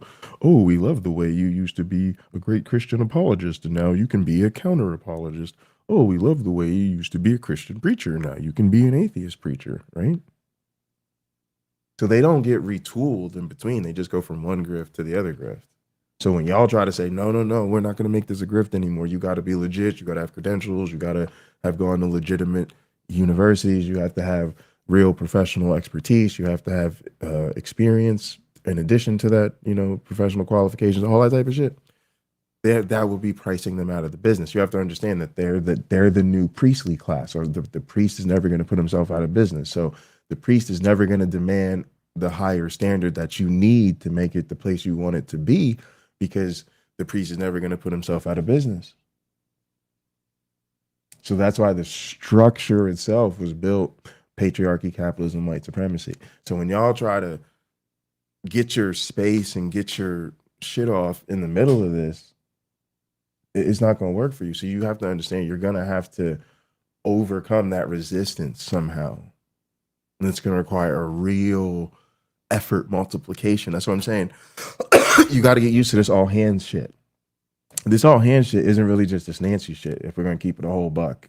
If y'all don't want to be the next person that needs to write a 10-page notarized statement when you get sexually assaulted, for real, y'all need to get so fucking for real about the fact that this Nancy shit is not the end of this. This Nancy shit is the tip of the iceberg.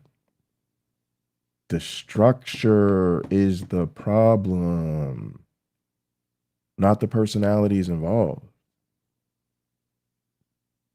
So if y'all are going to stay here, which I highly recommend you don't do, if you're going to stay here, you need to get so fucking for real about the amount of work it's going to take to rebuild the entire structure, which means you're going to either have to recruit a few people to do a whole lot of work, or a lot of people to at least do some but very meaningful work. Do you really want to know why you're here tonight? A few of us are so exhausted, you have no idea. This happened to Nancy almost a year ago. Patty's been carrying it alone most of that year. And then a small group of 3 other whistleblowers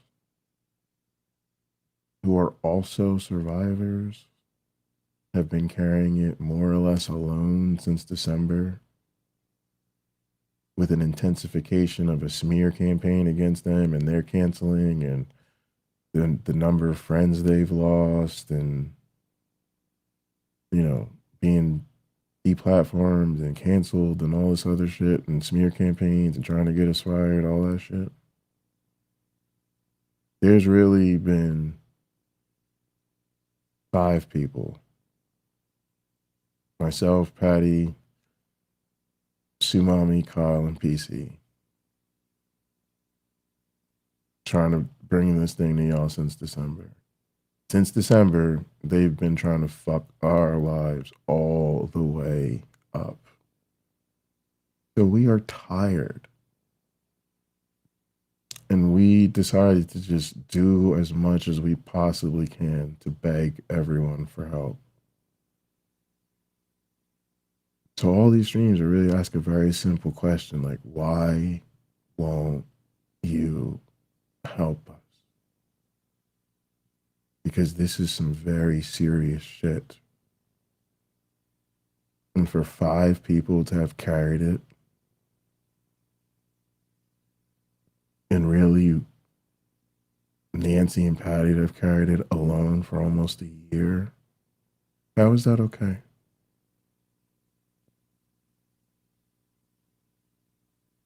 And then how is it okay that everybody sits around and watch their lives get attacked simply for covering it?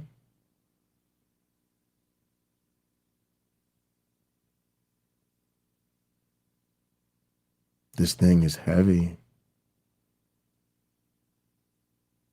Don't worry, I'll be able to carry my load to the end. But boy, this thing could be so much lighter if everybody else got under this thing with us. Both hands, knees bent, ready to do some lifting. 97 days until Nano CON, y'all.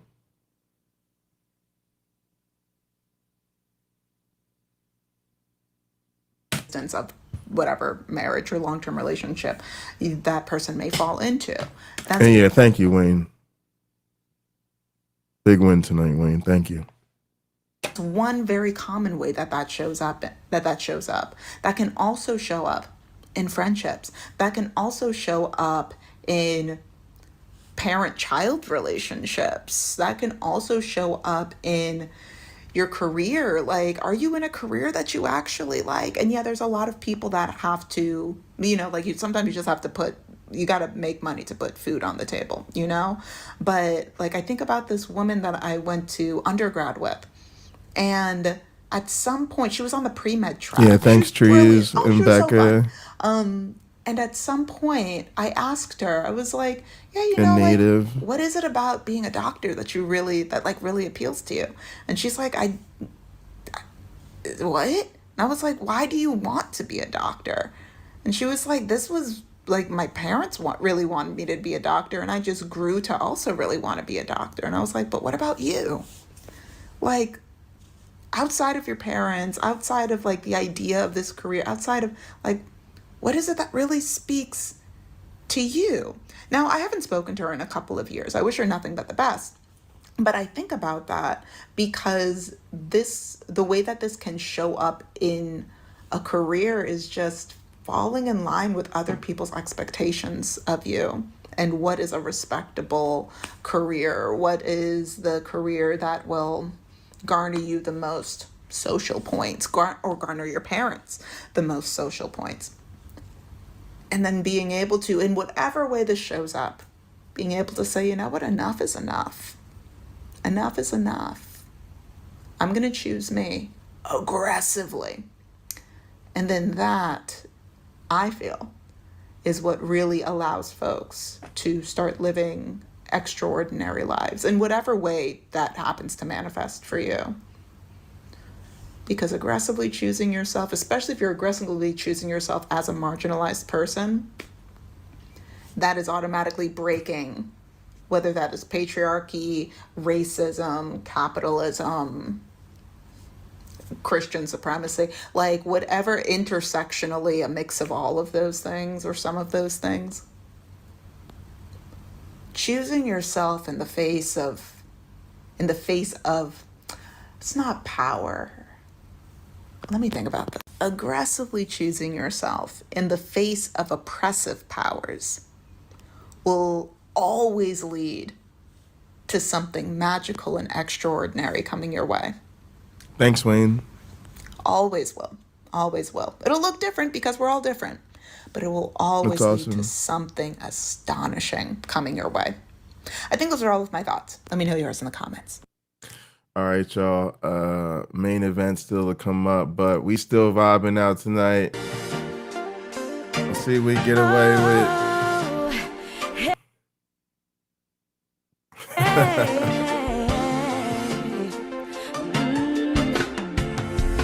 Woo!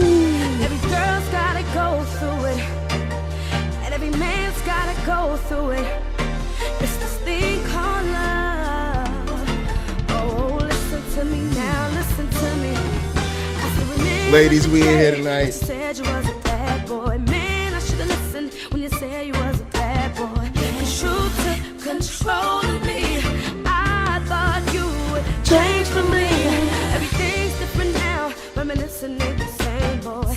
How I let you come and hurt me like this, boy. This boy. I'm open now, I wanna get away, But you're forcing me to stay. I thought you had my back this time. Where the safety crew at?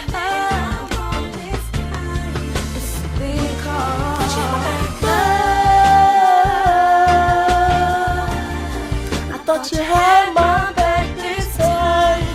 But man, I'm wrong this time. Woo! Was I wrong this time, y'all? I know it hurt, ladies. I loved you for your ways, but your ways hurt me bad, boy. Or so bad, why you wanna see me sad? I'm tired of crying over you, but I miss you so much. Don't know what to do. Seems that I gotta move on, live life without you. Gotta but move every on, time ladies. someone comes and talk about you, I get. I wanna be right.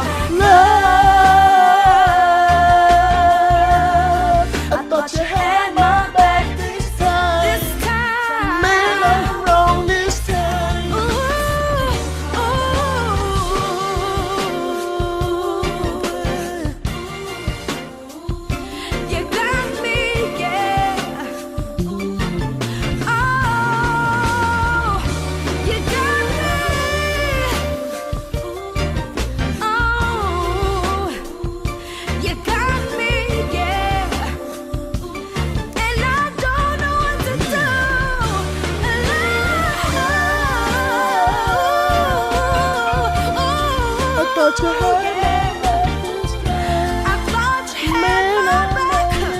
I'm so wrong. I'm so wrong.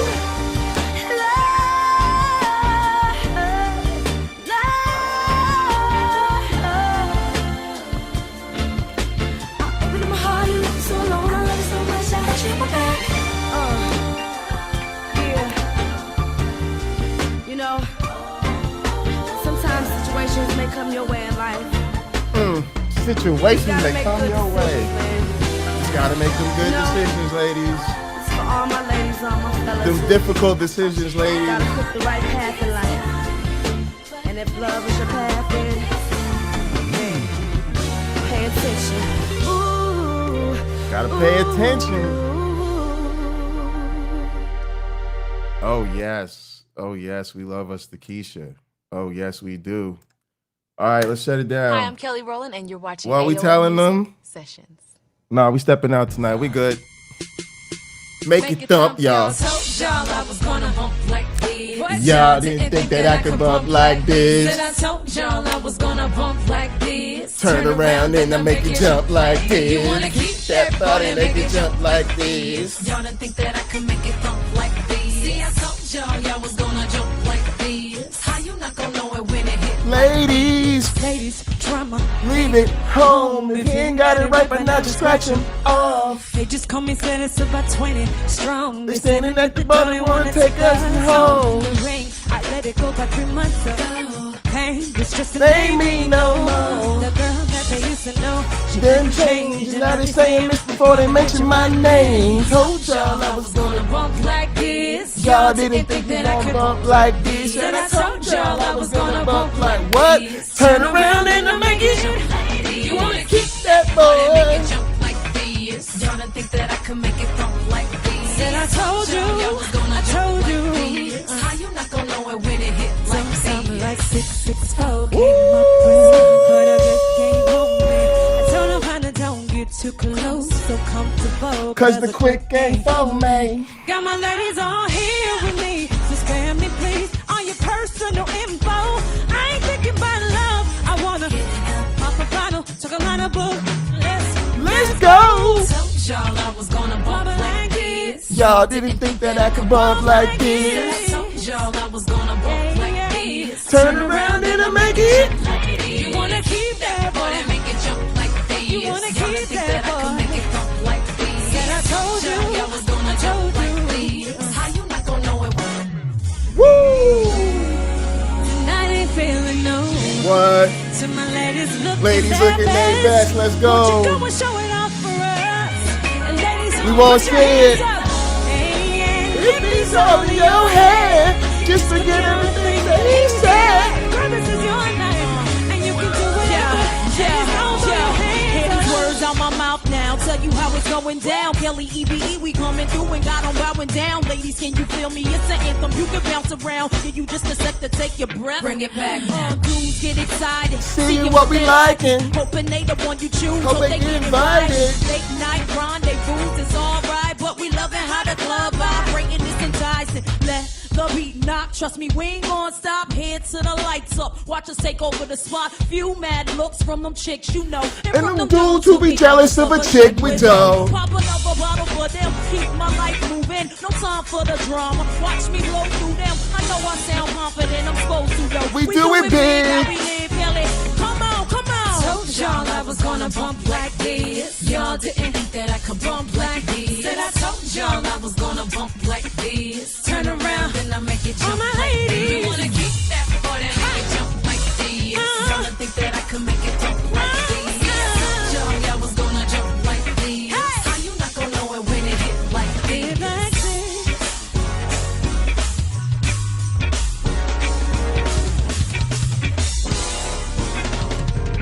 Yes. Yes, murder that thing. Murder that thing. And we got one more for you. What you gonna do when they try to make it right? What are you gonna do when they step their game up? And they tell you, baby, I'm better now. I'm a new man. This is a new place. We're doing a new thing. It's safe. Stay. Don't go, baby, please don't go. What are you gonna do, ladies? You are going to hit him with the Joe to the motherfucking Joe. You are going to channel the great Nancy, the word wrestling entertainment undisputed champion of the world, Psycho Crusher. The great Nancy. You're going to remember that she found her strength. She took back her power. She shut down the main event, ended the show when she hit him with the 10-page get it notarized. And you are gonna hit him with the Joe to the motherfucking Joe and tell them it's just too little, too motherfucking late. Ladies, let's go!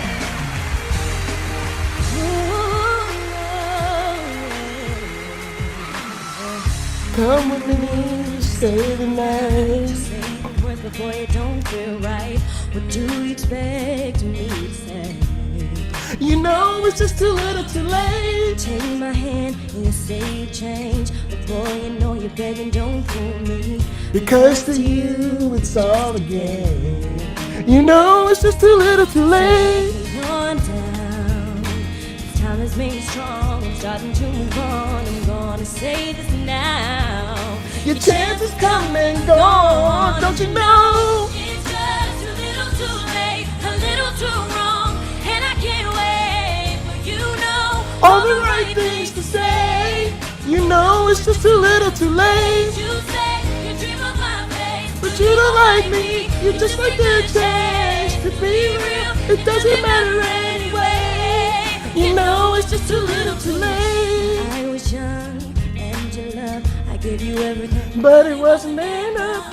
and now you wanna communicate. You know it's just too little too late. Go find someone else. I'm letting you go, loving myself. You got a problem. I'm so girl power Asking tonight. me for help. Don't you know it's just too little too late, a little too wrong, and I can't wait. You know all the right things to say. You know it's just too little too late. You say you dream of my face, but you don't like me. You just like the chance to be real. It doesn't matter anyway. You know it's just too little too late. Love with all of my heart, baby. I know I have so much to give. I have so much to give. But with a plan like you, I don't have a prayer. that's no way to live. No, no. Sing that shit, girl. It's just too little too late. Yeah. It's just too little too late, a little too wrong, and I can't wait. You know all the right things to say. You know it's just too little too late. You say you dream of my face, but you don't like me. You just like the chase, baby, yeah. It doesn't matter anyway.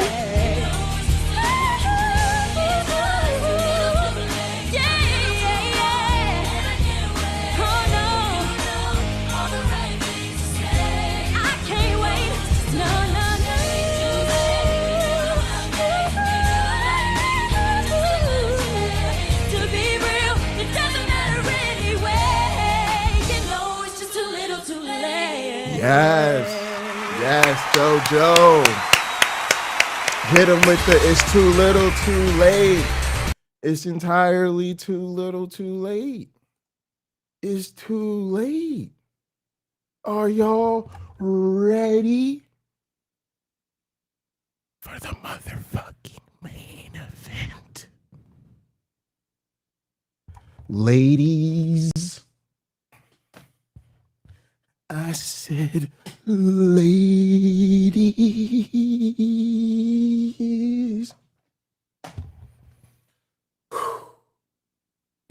It's time. Ladies, let's lead you. Hi, it's Tuesday, April 21st, 2026. You're tuned into Why America? I'm your lawyer friend, Legia Miller. If the first 15 months of Trump's second term hasn't been enough of an indictment of men in positions of power, the last month or so has raised it all to a fever pitch. If only you knew.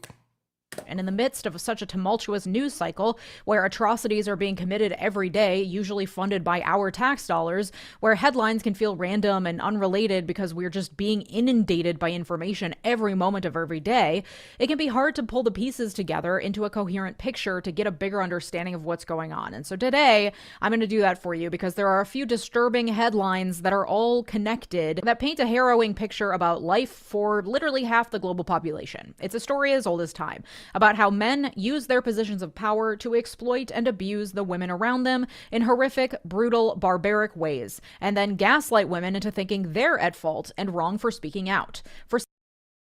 Y'all can't. Hey, atheist. I need you to pay attention. Did you hear that? Men in power use their positions of influence to abuse women around them, and then make those women and the women who speak out about it the problem. Did you catch that part?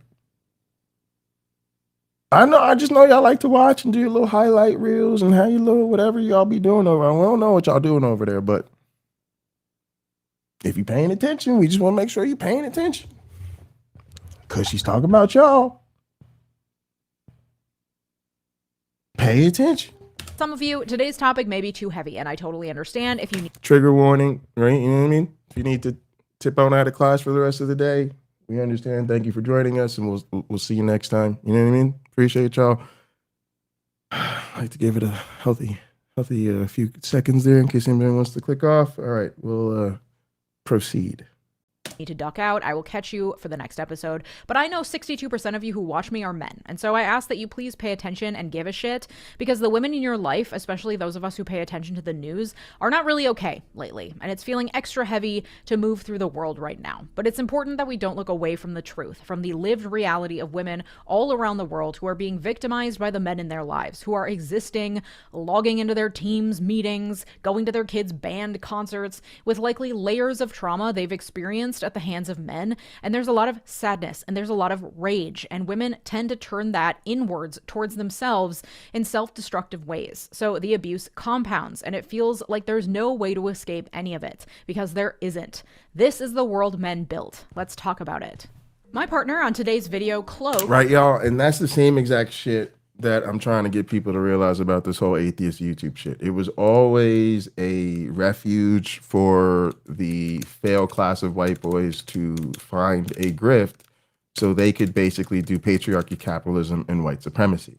So you have to understand that the same shit that applies to why the whole world is crumbling at the moment, because it's the world built by the failure class of patriarchs, capitalists, and white supremacists, is the same reason Nancy got thrown down a flight of stairs, strangled, sexually assaulted, and the only people who have gotten fucked all the way up over it are the victim, her sister, the 3 whistleblowers, and for some reason, the black guy who wasn't even at fucking Nano CON, who made the unforgivable sin of wanting you to know what happened at Nano CON. I hope you can see the connection. Oh, I got to do the unmute because they hit us with the capitalism. Thanks to Cloaked for partnering with me on Thanks today's to video. Cloaked. Last Tuesday, She gotta pay Democratic her bills. Representative from California Eric Swalwell and Republican Representative Tony Gonzalez from Texas both resigned from Congress on the same day in order to avoid getting pushed out by their House colleagues. Both were under separate investigations by the House Ethics Committee for alleged sexual misconduct. Swalwell, a rising star in the Democratic Party who was poised as a leading candidate for California governor, has been credibly accused by 4 separate women of sexual misconduct that ranged from smarmy sexual advances and unwanted dick pics from the married father of 3 to alleged.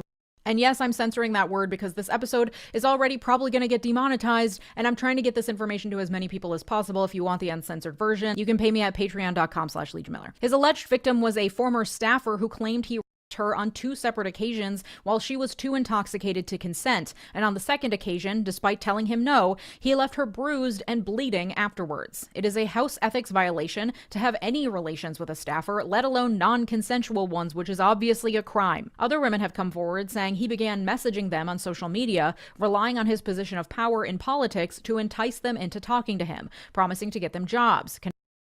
Does this sound familiar? Like atheist influencers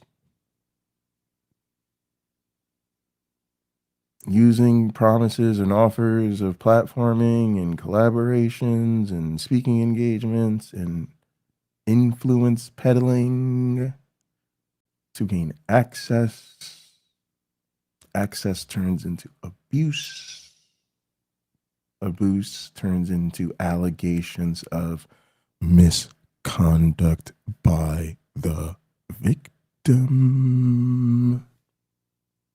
Don't worry, that's totally not Darvo.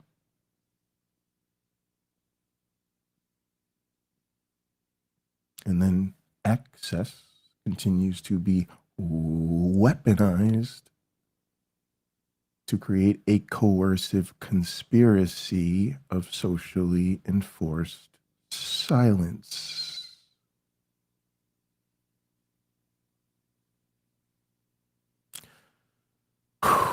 If only there was a channel on YouTube that's been trying to tell people in the quote-unquote secular YouTube atheist community that the fucked up shit you see happen in this space is a reflection of the wider structural problems in society. Only that same channel has been trying to tell you about NanoCon over 100 times. Wouldn't that be crazy? Connect them with the right people. The women he allegedly targeted were young, ambitious, and he allegedly used his power and authority as their boss, as a political figure with connections, to prey on that ambition and inexperience to get what he wanted from them. Separately, Representative Tony Gonzalez, a Catholic married father of 6 children, resigned the same day as Swalwell to avoid the ethics investigation into his inappropriate relationship with 2 different staffers. Both staffers alleged he sent them sexually explicit messages while they worked for him, asking for nude photos and propositioning them for sex. One of the staffers, a political aide named Regina Santo Aviles, confirmed to her friends and husband that she had a sexual affair with Gonzalez over the course of a few weeks in 2024. 18 months later, this past September, Regina Santo Aviles set herself on fire in her front yard in Uvalde, Texas, and died the next day of her injuries. 2 months ago, the San Antonio Express-News published a story alleging Gonzalez's affair with Santo Aviles, which Gonzalez vehemently denied, don't they always? In March, on a podcast interview, Gonzalez finally admitted to the affair, though he said it was a lapse in judgment and he asked God for forgiveness, and what do you know? God had given him that forgiveness. Isn't that lucky? He ended his bid for re-election to the House of Representatives, but by that point, enough lawmakers were calling for his resignation and an ethics investigation into him, so last week, he and Swalwell both resigned, a political calculation so as not to upset the balance of power in the House. Both a Democrat and a Republican resign. No harm, no foul. Business can proceed as usual. That was Tuesday. On Thursday, a headline. Notice how the institutions and the structures allow the culpable individuals slide out the back door, right? They get to go, hey, well, I stepped down voluntarily, really unfortunate. I made a real slip up, real boo-boo there. My bad. You know what? I think it's best if I just go away. I think it's best if I just remove myself from this whole situation. Boop. They slide right out the back door. We get to slot in a fresh face. Nobody can question or challenge the institutions, the organizations, or the structure. Because the structure can say, we got rid of the bad guy. No problem with the organization. We got rid of the bad guy. And then business can proceed as usual.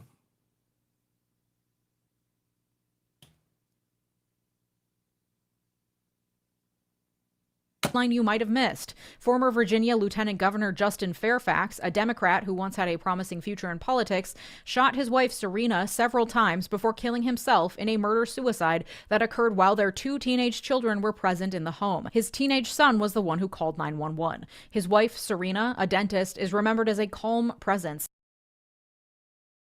I think people should be asking these type of questions. I mean, if people are interested in that type of information, I think that's a good question. Like, who are they talking about, you know? I just think it's crazy to hear content creators say that other content creators can't say or do certain things because they're afraid of other content creators. Right? Like, that seems weird. Like, that seems like YouTubers being limited in what they can do on YouTube by other YouTubers. That's what it sounds like to me.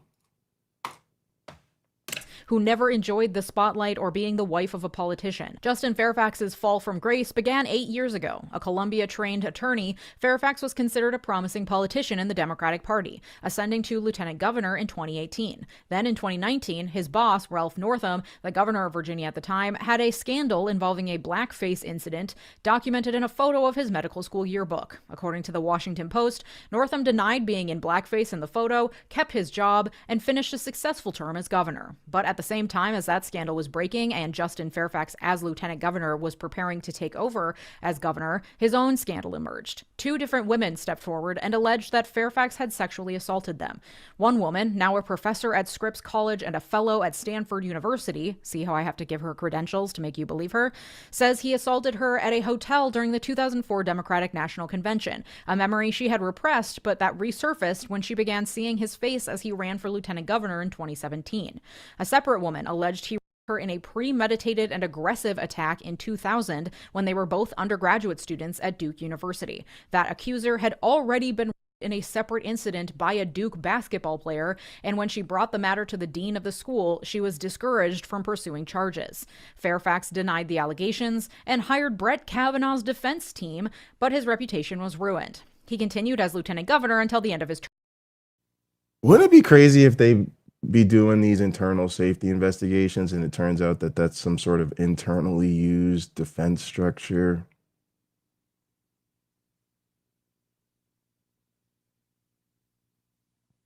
And if all of these people handled this so well, why won't they come out and tell you about the incident and how well they handled it? They keep telling you they can't, but then it's weird because it's almost like I did a live broadcast on YouTube where I showed you guys how things are handled at the professional conferences I attend, and I showed you an actual report where they produce a public report about all the incidents that are reported and how they are handled. And then showed you that they treat it like a fucking research project to keep track of how we're handling these things and how they hire external oversight and how you can't buy a ticket without signing the code of conduct. It doesn't get buried. It's not something that is presented the first day of the conference if you're around. It's something you are not allowed to register for. And that is for a world in which people are trained and certified and have to go through fucking 5+ hours of safety training every year.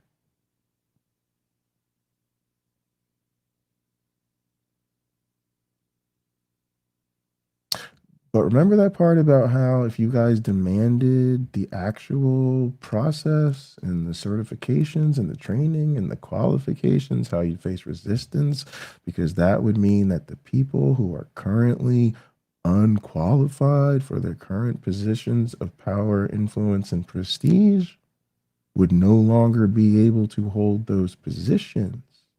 And so now you're still sitting around wondering why this community is unsafe instead of realizing I just told you why.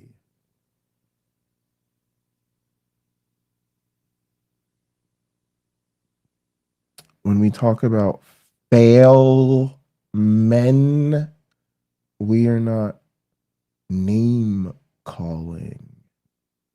We are talking about a structural problem that is the utterly predictable result of the intersection of the structures, patriarchy, capitalism, and white supremacy. Damn, it almost feels like a good time to roll the new intro.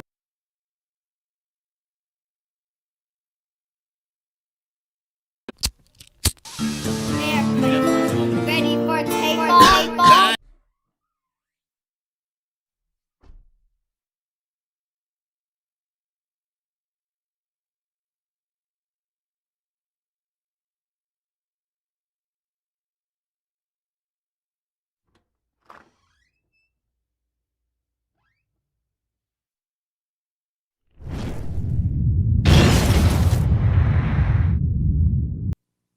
Term, though, don't worry. He came in 4th in the 2021 Virginia gubernatorial race and then got really depressed and also obsessed with clearing his name, withdrawing entirely from his family. His marriage began unraveling from there. The couple were separated and in the process of divorcing at the time of the murder-suicide, though he still lived in the house. According to divorce court records, in the months prior to her death, Serena had taken on the duties of being the sole breadwinner of the house, the sole caretaker of the children, as well as doing the cleaning, cooking, and grocery shopping to keep the household together. She was 2 weeks away from a court-mandated deadline for him to have to move out of the house, and then he murdered her.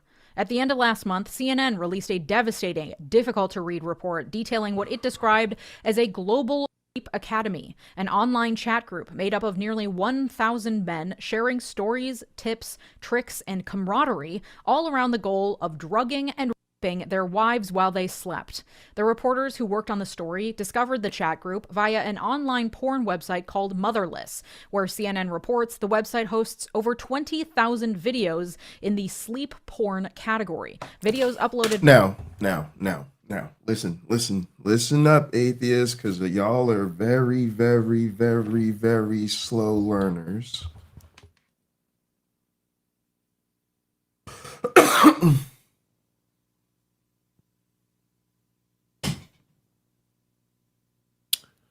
I know you're outraged over this story about the chat rooms and websites where men trade materials about drugging and sexually assaulting their wives. But wouldn't it be crazy if we documented a Facebook thread that was started in response to the first stream we made trying to tell y'all about NanoCon, that contained over 150 messages and apparently still growing?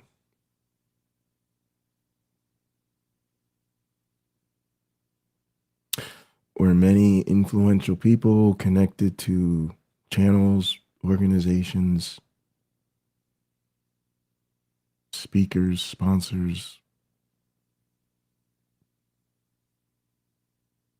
all got together and dogpiled the victim of the assault at NanoCon.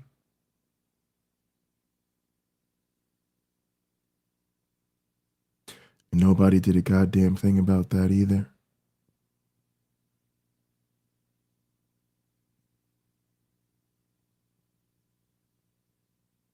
How would you feel about the existence of that Facebook thread? Just curious. By users of the website depicting them allegedly their drugged unconscious wives. 20,000 videos. The videos had hundreds of thousands of views. In February alone, Motherless, a porn site that hosts hundreds of thousands of videos, had over 80 million visits. It was through that site that the journalists were told about the private Telegram chat called ZZZ, with its 1,000 members teaching each other how to successfully drug their wives, but not go too far and cause an overdose, how to do the eye check to make sure she was really asleep, with some users offering links to live streams of the event, and others selling drugs that the men could use on their wives for $175 per shipment. Since the CNN report dropped, Telegram has shut down that specific chat group that CNN exposed, and one man in Poland named Peter has been arrested. This has all come out in the last few weeks. Add to that the horrific revelations from the Epstein files over the last few months that our world is run by men who use their power to exploit and abuse young, vulnerable girls or turn a blind eye to others who are doing it.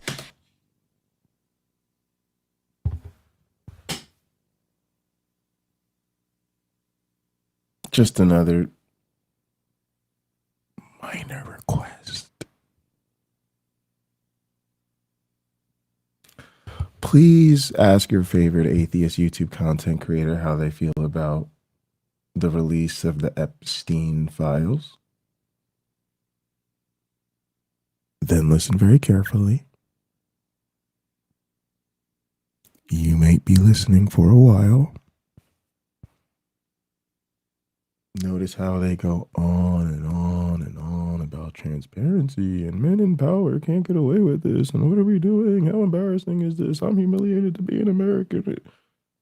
Just let them go on and on and on and on and on.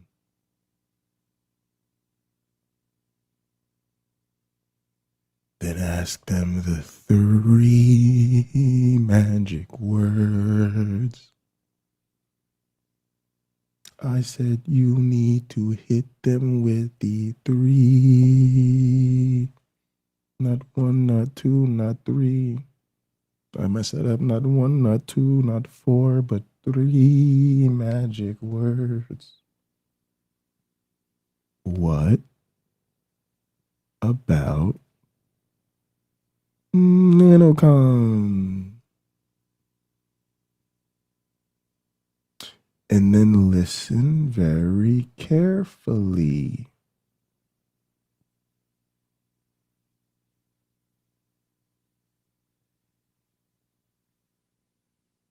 Yeah.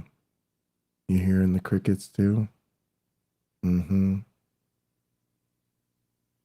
Yeah, we've been hearing the crickets for a long time. I've been falling asleep to crickets for so long at this point. You know what this reminded me? This reminded me when we first started doing a lot of this dumbass shit, and it was like a content desert because nobody had figured out how to live stream yet, and like there just wasn't enough content, and so like we could just joke about it was a content desert. That's why everybody would end up in the same goddamn chats and shit all the time because nobody was making shit. This reminds me of the content desert stage on and taking my ass back to the fucking COVID years. By the way, COVID's still a thing and never went away. I'm sorry. All right, let's get back on track. But yeah, I've been falling asleep to the crickets for months. Why are they so adamant about the Epstein files? But they don't want to talk about NanoCon.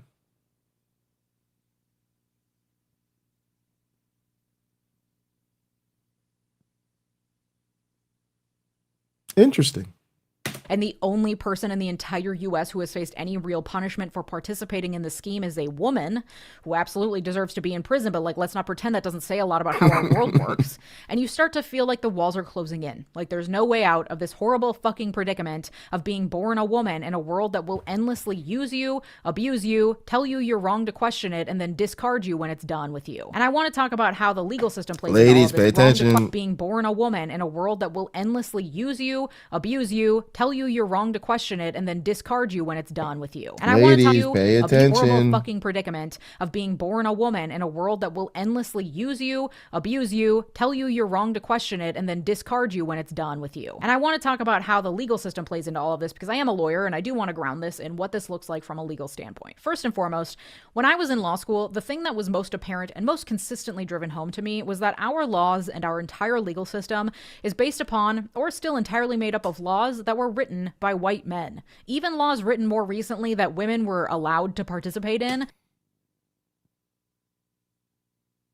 Wouldn't it be crazy if the whole structure of the whole atheist YouTube community was built based on the fucking skill set and interest of the same demographic?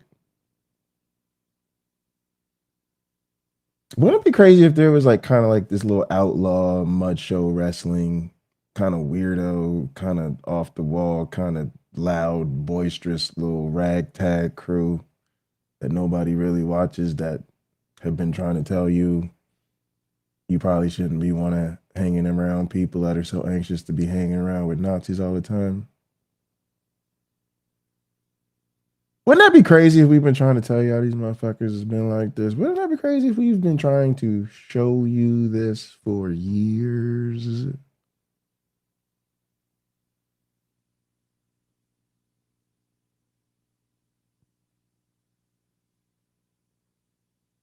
Wouldn't that be crazy? Are based on other laws and a legal system that was designed by and for men. And I think that that understanding should ground every discussion about reforming the system. It was not created for us, and in many instances, it was created to be actively hostile to us or to forget and exclude us altogether. There are two areas of law that jump out to me as important to understand here. First, very briefly, Section 230 of the Communications Decency Act. I won't get into the weeds with this one, but it's basically been interpreted to mean that any host of any website, like Motherless, the host of 20,000 sleep videos, cannot be held liable for the content that others post on its site.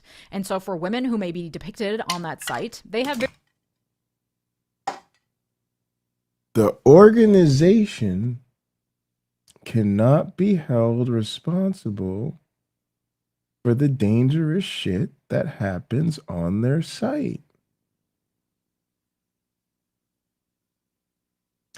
Is this sounding familiar to you? All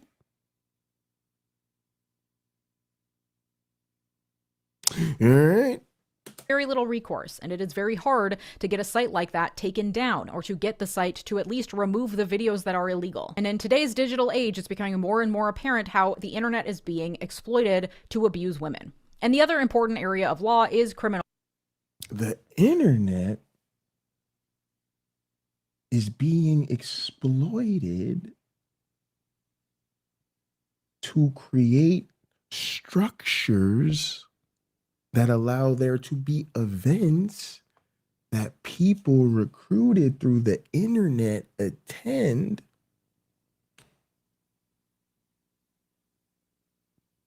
Then they get abused. Then the internet is used to cover up the abuse, because exposing the abuse would make the people who need access to you and your money through the internet look bad on the internet.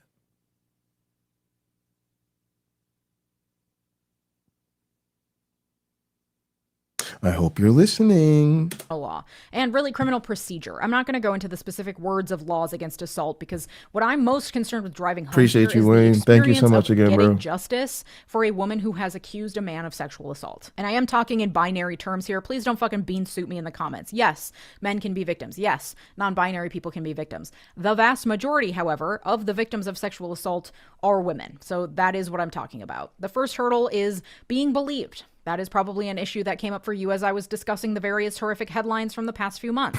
For the alleged victims of Eric Swalwell, for example, why did they keep talking to him? Why did they maintain a relationship with him? Why did they let it go on for so long? Why did they continue to get drunk with him when he had made sexual advances with them? That is what I'm talking about. The first hurdle is being believed. That is probably Whoa, the first hurdle remains being believed.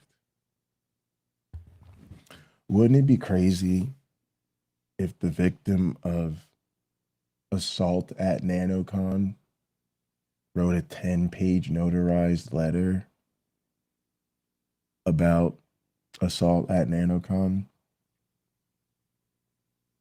And earlier this stream, we covered a 10-minute video where someone did notary counter apologetics. Wouldn't it be crazy? Just hear me out. Wouldn't it be crazy? Wouldn't it be absolutely motherfucking wild if that was not some wild, crazy shit I wrote in a goddamn Tom Clancy novel, but instead in the real world, earlier in this broadcast, when we were planning this broadcast, having no idea, literally in the middle of planning this broadcast that had nothing to do with that, that victim's 10-page notarized statement was responded to with a 10-minute counter apologetics deconstruction video way out in another dimension of reality in terms of its actual content. Deconstructing what it means to get a letter notarized. Wouldn't that be some absolutely fucking wild shit, yo? What the fuck is going on out here? probably an issue that came up for you as I was discussing the various horrific headlines from the past few months. For the alleged victims of Eric Swalwell, for example, why did they keep talking to him? Why did they maintain a relationship with him? Why did they keep talking to him? Why did they maintain a relationship with him? Why were they getting fucking drunk with him at the very next conference?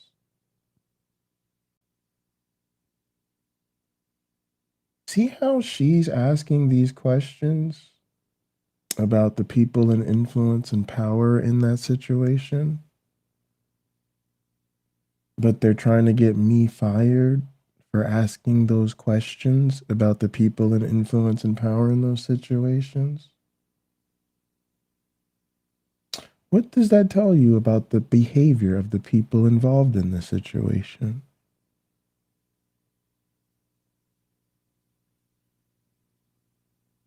Ladies, pay attention. Ladies, I need you to understand something. I'm going to be as honest with you as I can with you tonight.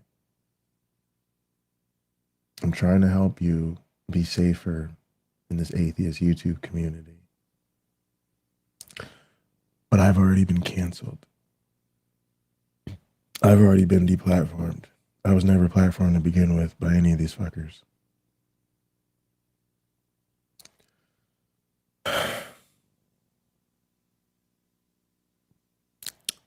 Allegedly,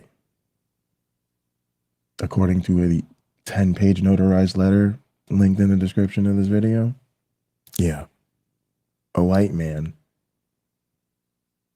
threw a woman down the stairs, sexually assaulted her, and then right before she got out of that situation, turned around and strangled her with both hands.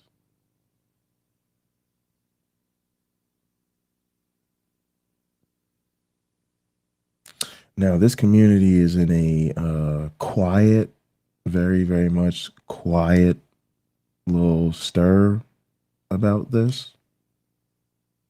And apparently, the bad guy in all of this is me. Yeah. And I'm wondering if you've been able to tell by, I don't know, looking at this stream, that I'm black. Yeah. So if you're wondering how a white man pushes a woman down the stairs, sexually assaults her, and strangles her, And then everybody grabs their torches and their pitchforks and goes to the black guy's house who made the unforgivable mistake of talking about it with the whistleblowers, including the sister of the victim, most of whom were also sexual assault survivors themselves.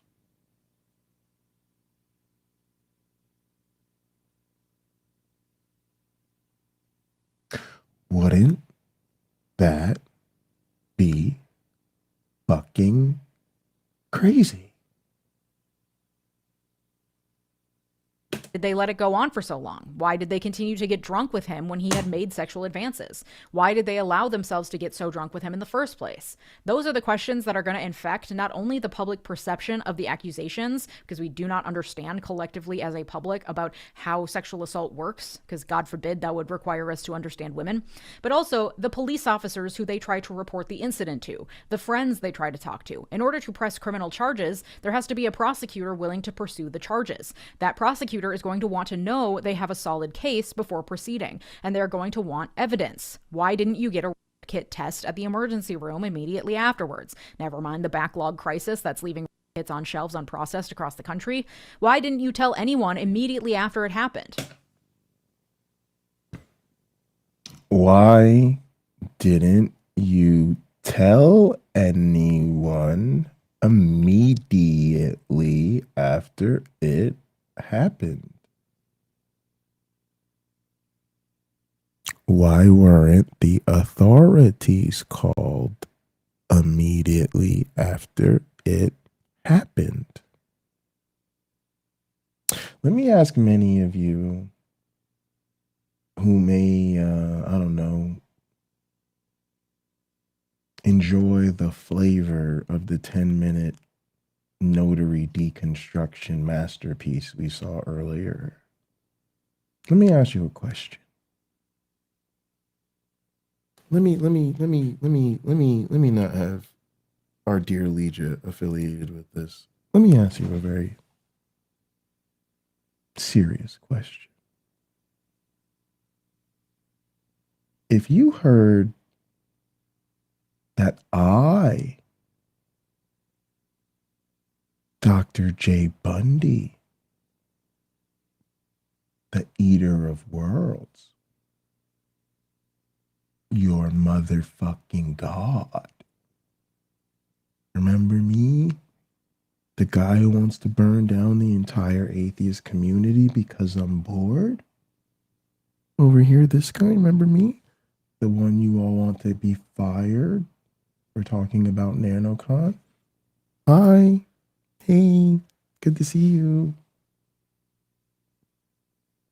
If you heard that I threw a white woman down the stairs, exposed her, exposed myself to her, and then when she was almost all the way up out of there, turned around and strangled her, would you have decided to call the police?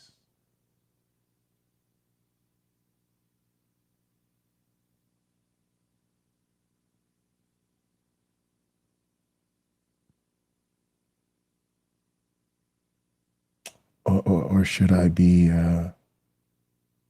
the MC of things the morning after? And then go on to be celebrated for my secular leadership and call myself the secular Jesus Christ?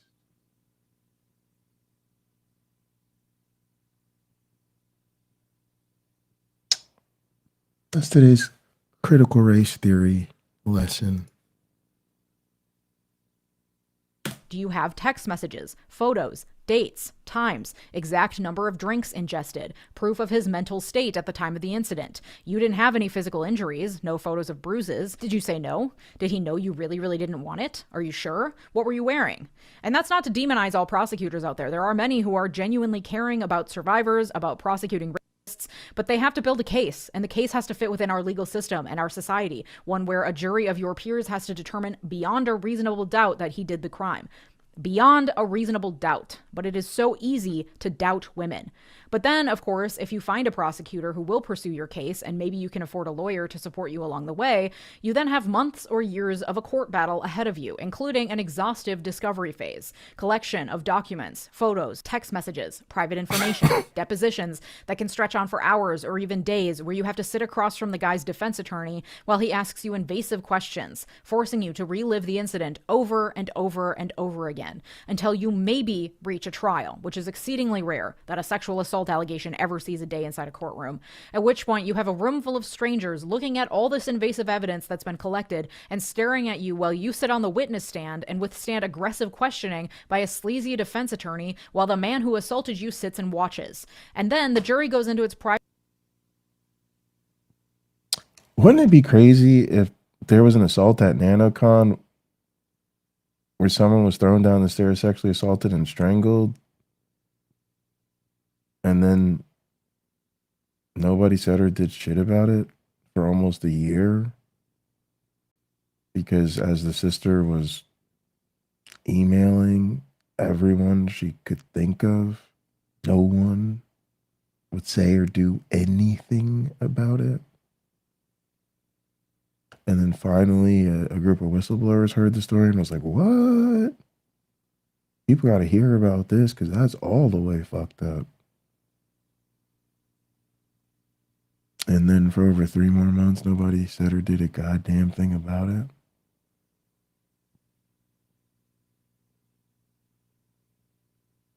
Finally, the victim gets fed up, writes a 10-page notarized letter. And for some reason, still, no one seems to want to do a goddamn thing. Ladies, do you see what you are up against?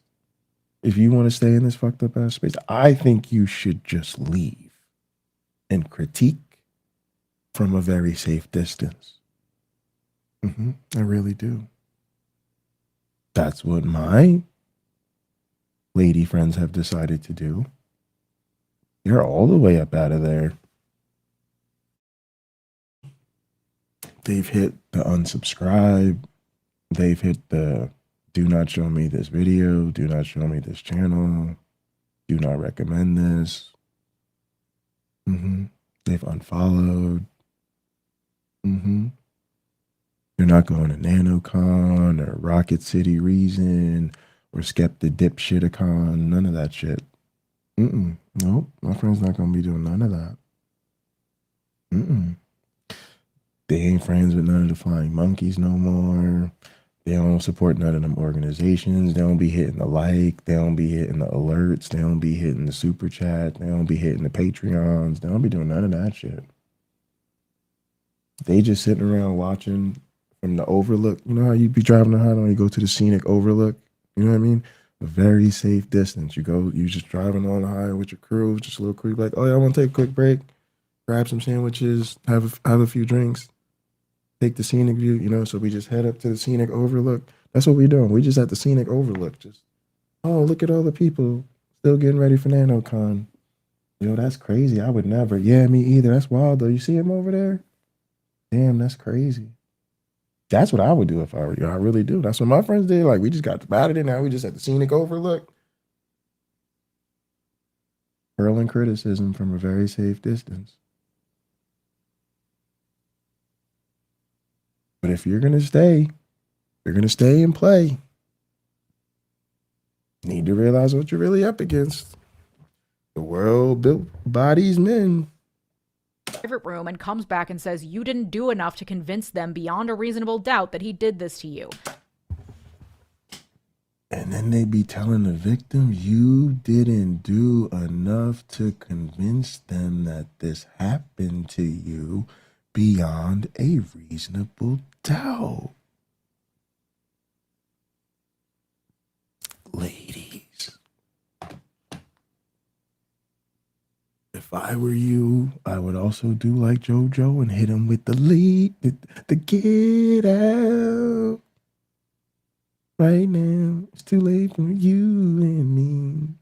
It's too late, and I can't wait for you to be gone. 'Cause I know about her, and I wonder how I bought all the lies. You said that you would treat me right, but you was just a wasted time.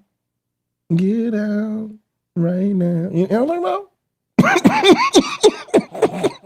But ladies, if you ain't gonna hit him with the get out right now, sister, you're gonna have to realize what you up against.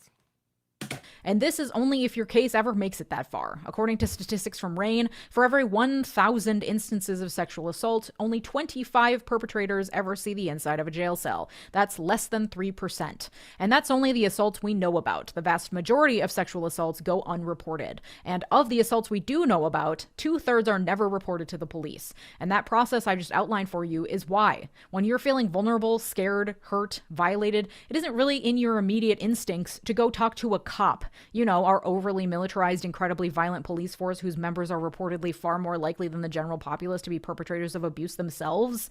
On top of that, however, is the social stigma and victim blaming that makes a woman. The social stigma and victim blaming.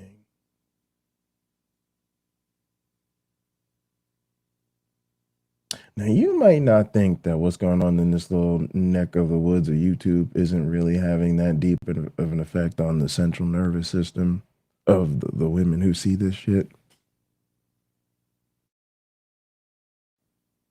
But imagine finding yourself in some little back-ass corner of the woods on YouTube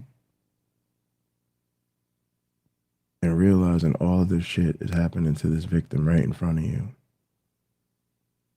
And that these content creators and YouTubers are literally doing some sort of coercive fucking cover-up shit to slut shame and victim blame and then cancel the whistleblowers.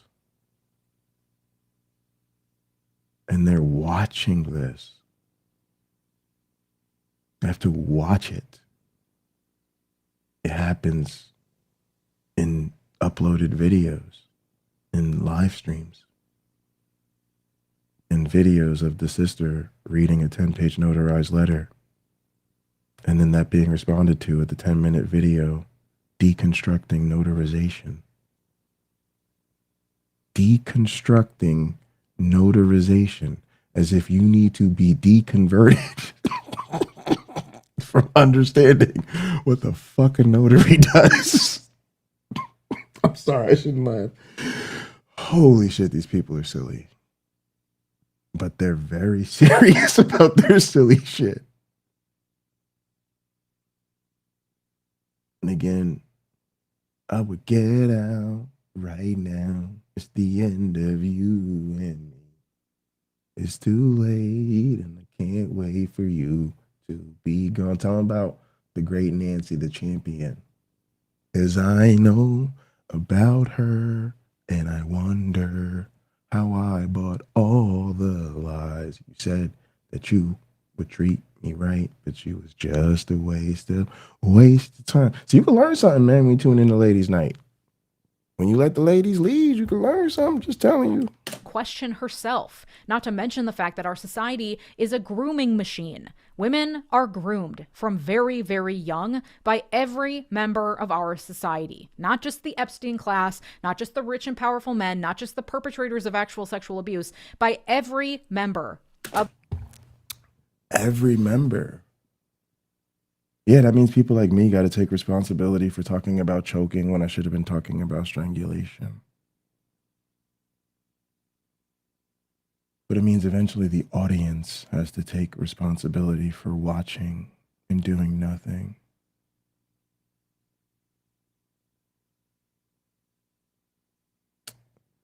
It's almost unfair to call it the bystander effect. You know why?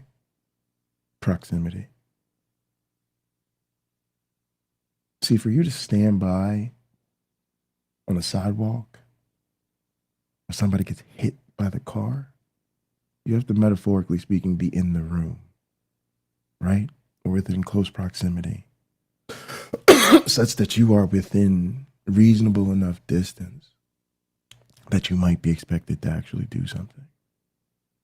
You're just passing by, it's probably nothing you think too much about. But to be a bystander, you have to really be there and stand there and feel that and do nothing. But you don't even have to sit with that level of discomfort when it's YouTube community drama in your head. You don't have to sit with, being a NanoCon attendee and hearing a rumor that at the event you attended, someone was thrown down the stairs, sexually assaulted, choked, and nobody did anything about it. Sorry, strangled. See how easy it is to fuck up the words. But think about how many words I've put out about this. I just apologize for the fuck ups and keep going.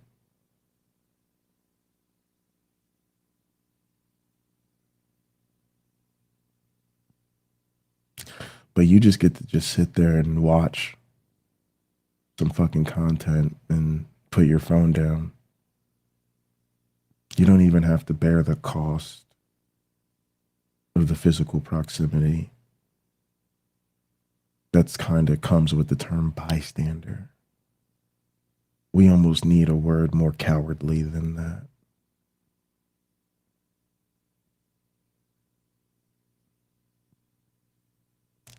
When are you gonna be like Mike? If I could be like Mike, when are you gonna take this personally?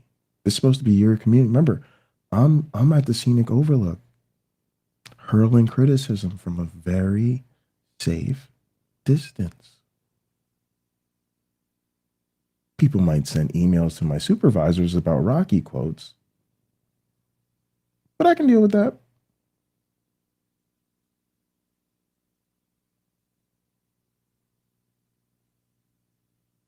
I'm not going to be at the next NanoCon.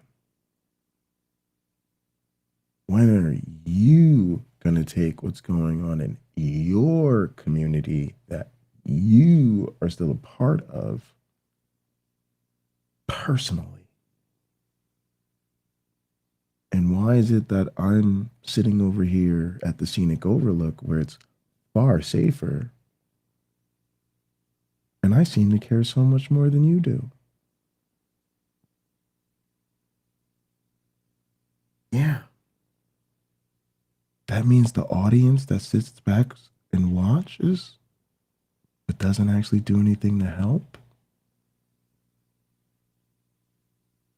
they're part of that grooming too.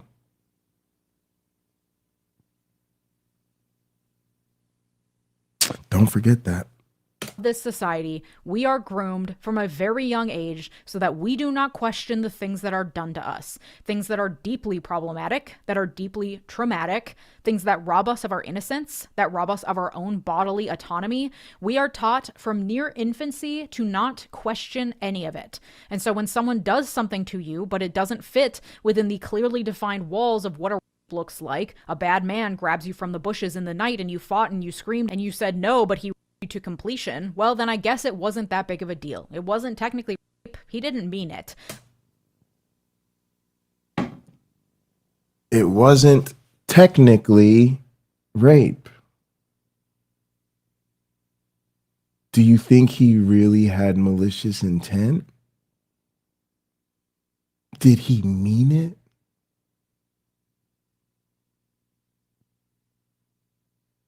Ladies, let's lead ya. I'm the crazy one for acting like that was such a big deal. Don't make a fuss about it. Stay quiet. And society is... I was a crazy one for making such a big deal about it. Kyle's crazy. Everybody hates Kyle. Who's making such a big deal about it? Patty can't be believed. Nancy's story sounds too much like Patty's story. So you can't believe Nancy's story because it sounds too much like Patty's, and you can't believe Patty's story because it sounds too much like Nancy's.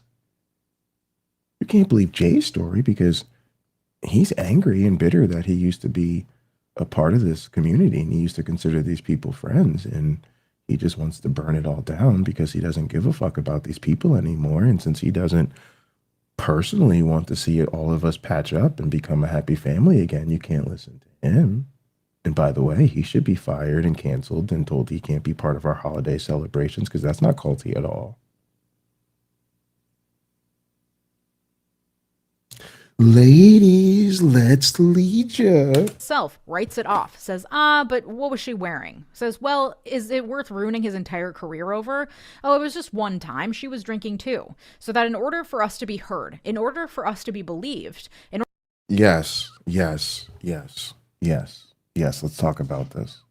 Because one of the things that happens has been happening for years, so nobody's going to give a fuck. But there's this thing where I like this thing. There's this thing I really like. Everybody that knows me knows what I really like. What I really like to do when I'm alone at night in my room. And it's me time. When it's time for me to get into the things I most want to get into.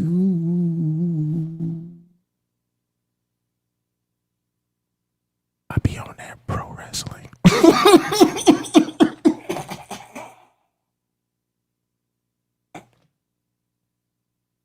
But for some reason, when on this channel I inhabit the joy that pro wrestling brings me, the things I say when I'm clearly cutting pro wrestling promos get chopped and screwed and turned into political speech as though I'm giving this as like career guidance to one of my fucking students. Wouldn't it be weird if that was a epitomization, a perfect example of how black joy becomes white rage? And wouldn't it be crazy if we've been trying to tell you to stop playing with these people who always want to play with Nazis for years, because I've always noticed how my black joy creates their white outrage? And then watched as white people would explain to them why I was right and then be celebrated for it. Or how they love their fucking scholars and their PhDs. But then when it comes to the fields that I happen to have PhDs in or teach as an actual college professor, they go find white students to talk about. Oh, you never noticed that? I did. So yeah, when I found out from Patty what happened to Nancy, one of the first things I said was, God damn, that's fucking crazy, because Nancy's the fun one.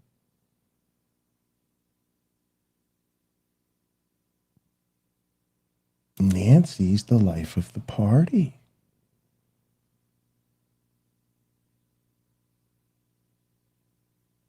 So do you think if these type of events are actually structured to facilitate the thriving and joy of women, that they would become safer? Or would an overabundance of woman joy create an overabundance of targeting said vulnerable population of women?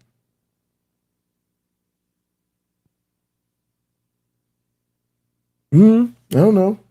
I don't know. Something to think about. Just a little something to think about. In order for there to be any awareness, any attention paid, any public reckoning, it has to be a massive, heinous crime in order to get people's attention. Giselle Pellicot, a French woman whose incredibly public trial in France against her husband made global headlines, had to get on 92 separate occasions by 72 different men for the world to take notice. CNN had to show a community of 1,000 men talking about drugging and raping their wives from a site with 60 million views per month with 20,000 videos of sleep in order for the world to latch onto that headline. Genuinely, I think the only reason the House of Representatives took the accusations against Swalwell and Gonzalez as seriously as they did, calling for ethics investigations while doing nothing to thwart the president who has literally been found liable for sexual assault, is because Gonzalez and Swalwell are from different parties. And so first and foremost, the balance of power in Congress had to be considered. That's more important. Since it wouldn't upset that power balance, well then sure, let's take a look. It does seem bad.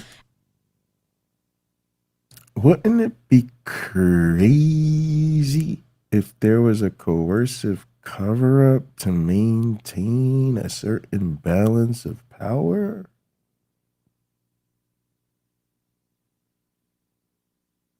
And wouldn't it be crazier if they lost control?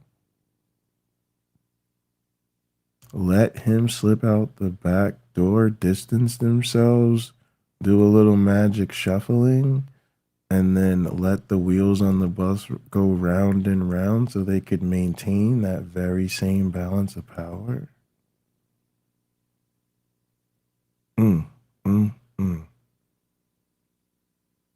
So what church is this now? What religion is that's doing this?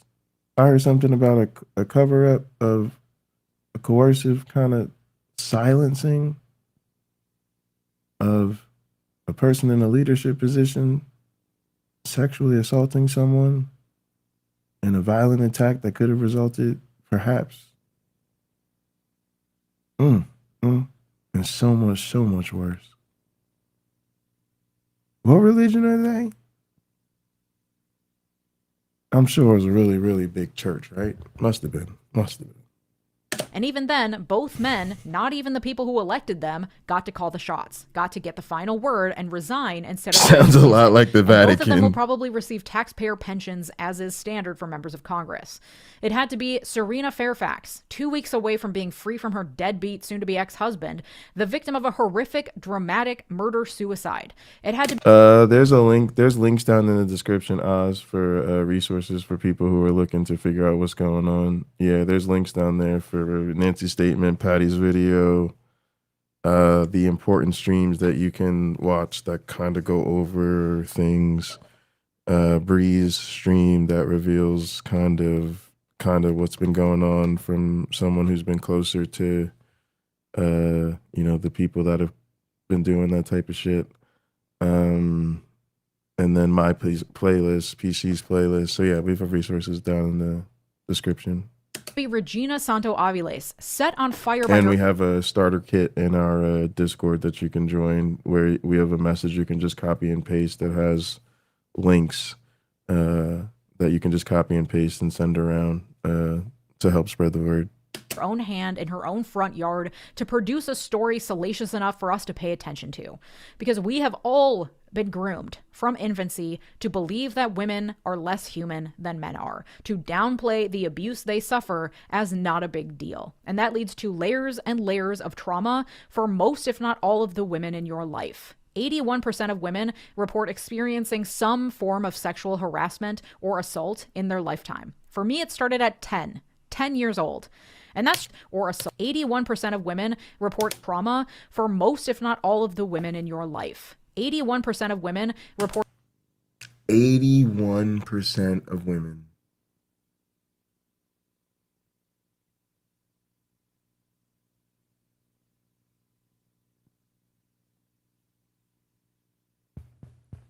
Now, again, my sincere recommendation is, girl, get all the way up out of there.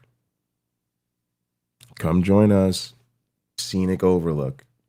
If you want to help, you can help from a safe distance. But if you insist on staying with these type of numbers, you have to start to ask yourself, what are they going to do next time? And what made you think next time would be better?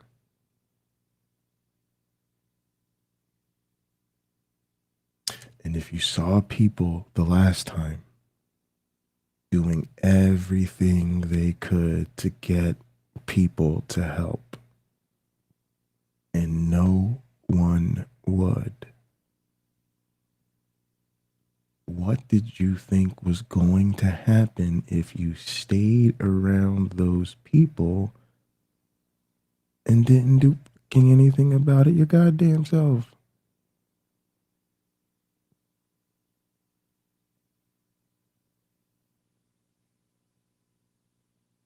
To be honest for y'all, that's why I'm trying to tell y'all to just come out here with us.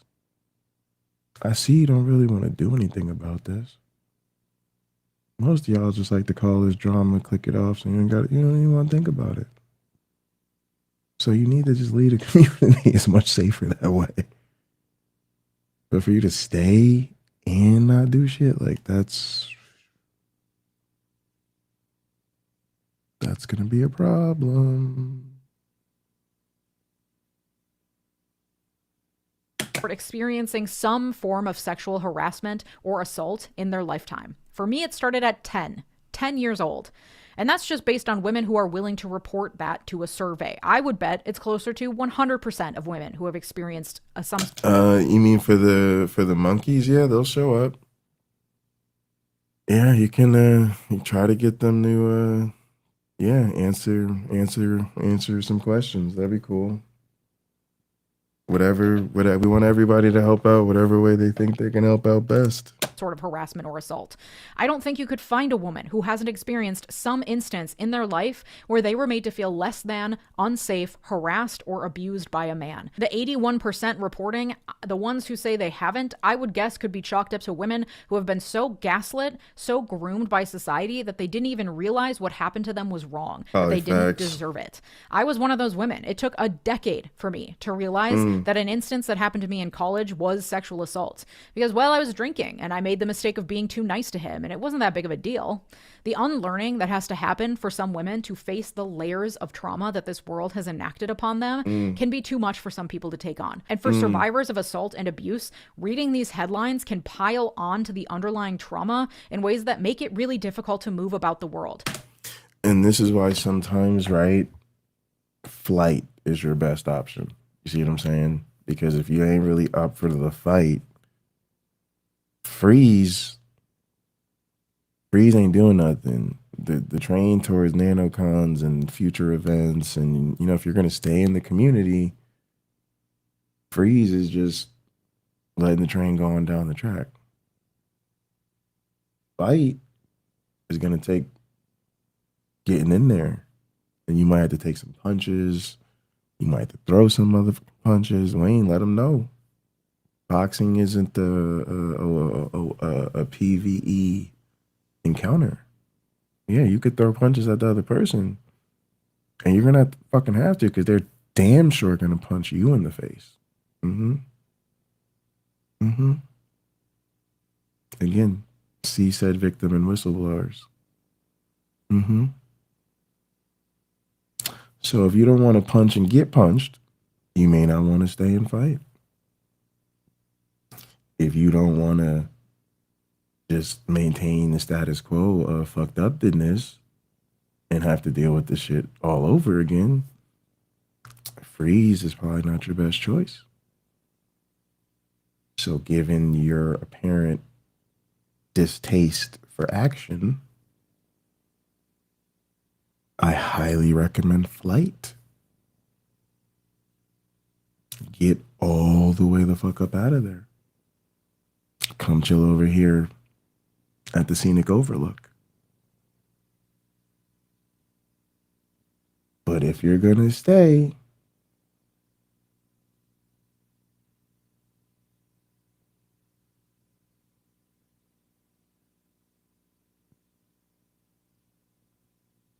you need to learn how to fight.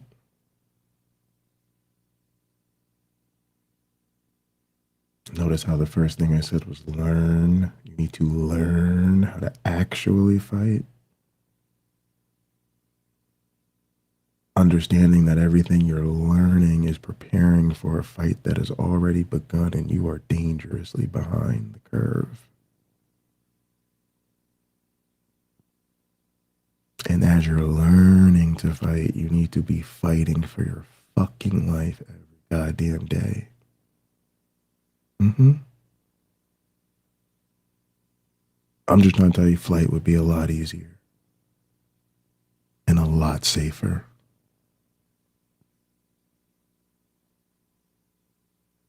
I know how much comfort means to you.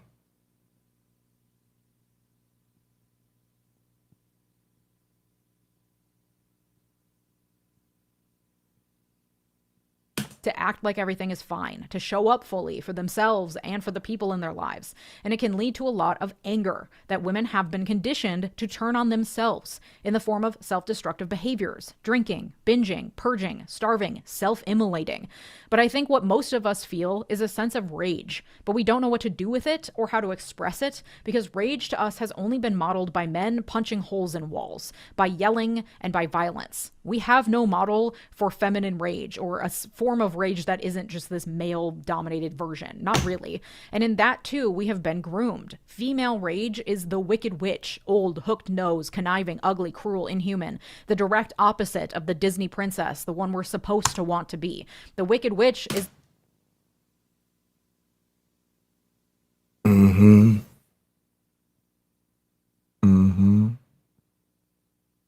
Wouldn't it be crazy if after the assault at NanoCon, the cover-up of the assault at NanoCon was exacerbated because when the whistleblowers came forward, who happened to be survivors, they were their rage. They were upset.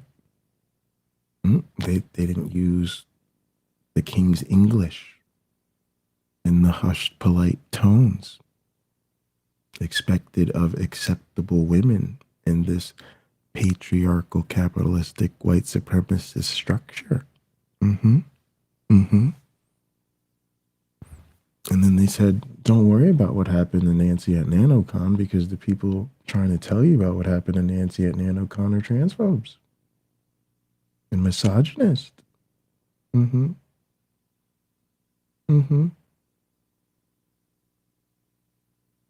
So mommy's a transphobe. Jay says mean things about Rebecca. Everybody hates Kyle. You can't believe Patty. Her story sounds too much like Nancy. You can't believe Nancy. Her story sounds too much like Patty's. Can't believe Nancy. She wanted it. She wanted him. She was all over him. She was making everyone uncomfortable. Everyone was worried about his autonomy.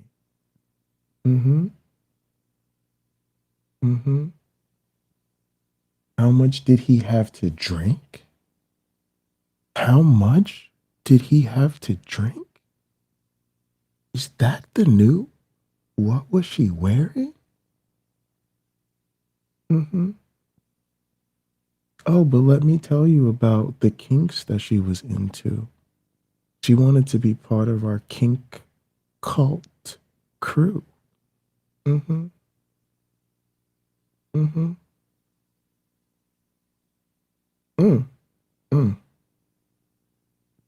My.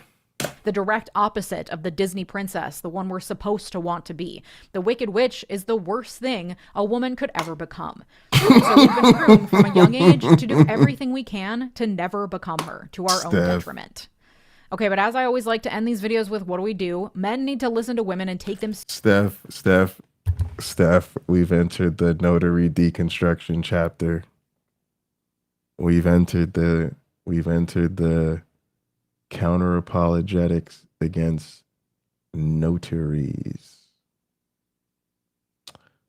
We've entered the counter apologetics against notaries portion of the program.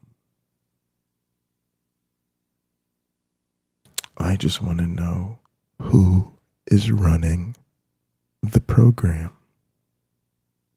seriously need to center women and women's experiences more in their lives. The music you listen to, the podcasts you listen to, the art you consume, the books you read, the movies you watch, how much of any of that is created by women? Also, go the fuck to therapy. Women, I don't have a solution for. Please go the fuck to therapy. Okay? All of us, everybody, including me. Therapy's the shit. Let's all do it. For you. I think to say, well, all we need to do is X, Y, and Z and it'll be better is to undersell the depth of the problem we're facing on a global scale. But I can tell you what I do and what I wish to do more of. Damn, wouldn't it be crazy if the victim's sister just told you Nancy felt accepted by the King cult crew? Damn.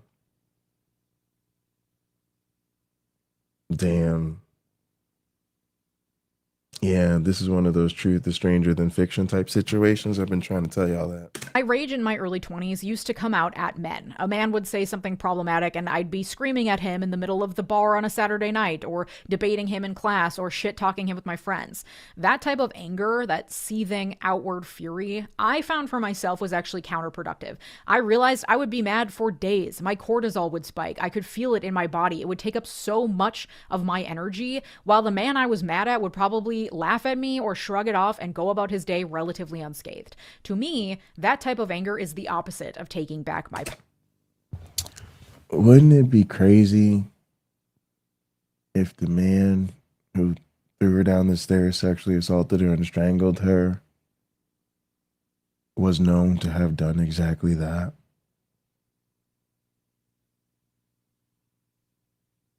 And went on about his weekend as though nothing had happened? Wouldn't that be crazy if that happened in a community you were a part of? Where a lot of the people you're associated with knew both parties? And for some reason it didn't bother you enough to do anything about it.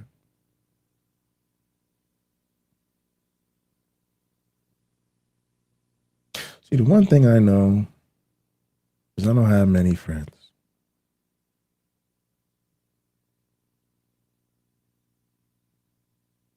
But the few that I do have would do more than just sit back and watch YouTube videos if some shit like this happened to me. I'd rather have a few friends who would not sit back and watch YouTube videos of this happening to me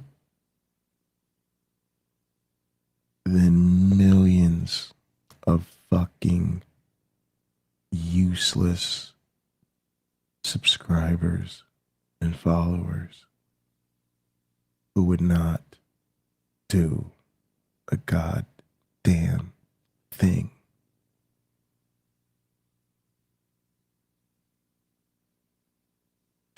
It's a waste of my energy. Instead, I realized it is decentering, protecting my energy that is the most important thing for me to do. Decentering men from all aspects of my life. I do not consume much content made by men. I try to avoid reading books or watching movies or consuming art made by men. I don't listen to podcasts made by men. I am working on decoupling the male gaze from my sense of self-worth, which is easier said than done. We have been groomed to dress and present ourselves based on what men might find appealing and to feel deep shame over things that might not be attractive to men about us. I still feel those things, but I'm working on it. That's the nature of being groomed from a young age. It's really hard to break free from. And when you're still living in it, which is a requirement because we exist in the society, it's even harder. So surrounding myself with women who are safe, which is key. Many women haven't realized the role they play, haven't unpacked their own grooming, are still very much in it, are sometimes complicit in the abuse and violence and further grooming. So safe is key. I surround myself with safe women.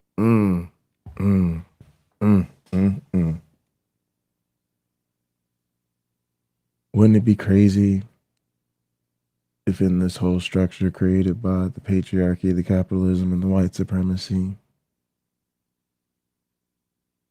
a woman was thrown down the stairs, sexually assaulted and strangled, and had what she thought was the good sense to turn to a group of women in the community for support?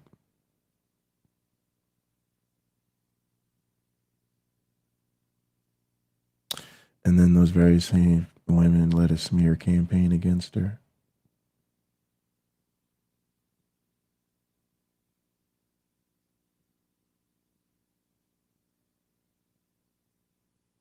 And then when the whistleblowers came forward, they led a smear campaign against them.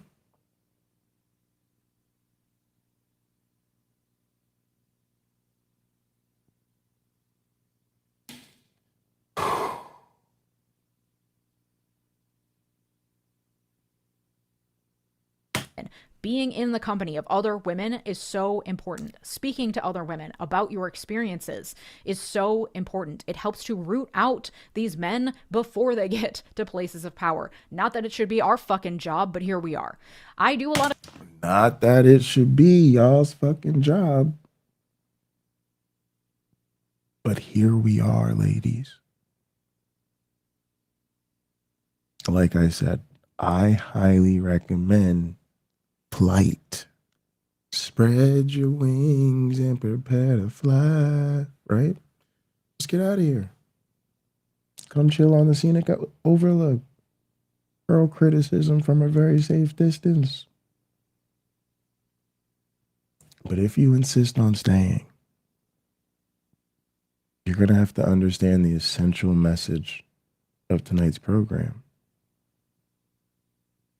The patriarchal, capitalist, white supremacist structure that built the atheist YouTube community is never going to make you safe. At best, it will get better at faking it so that it can hide abuse better.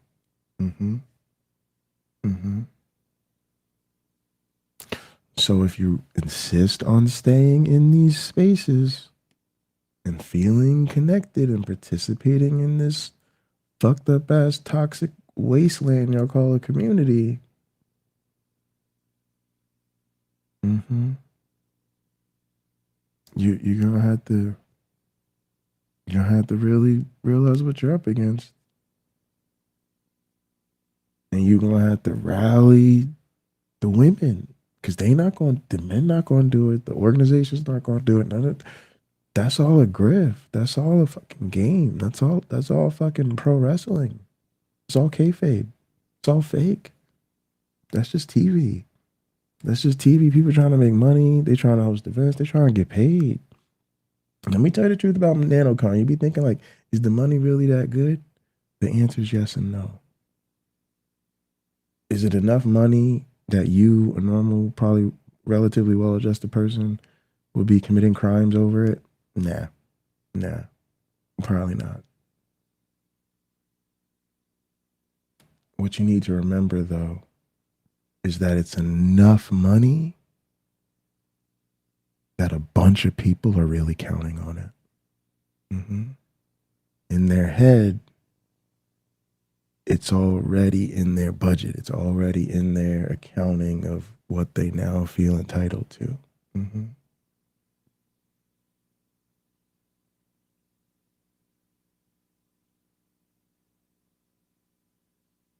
And that's the problem.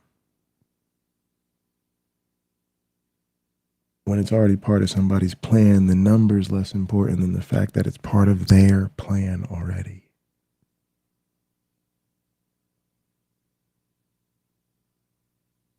So you're going to have to figure out how to get together with enough women in this fucked up ass toxic wasteland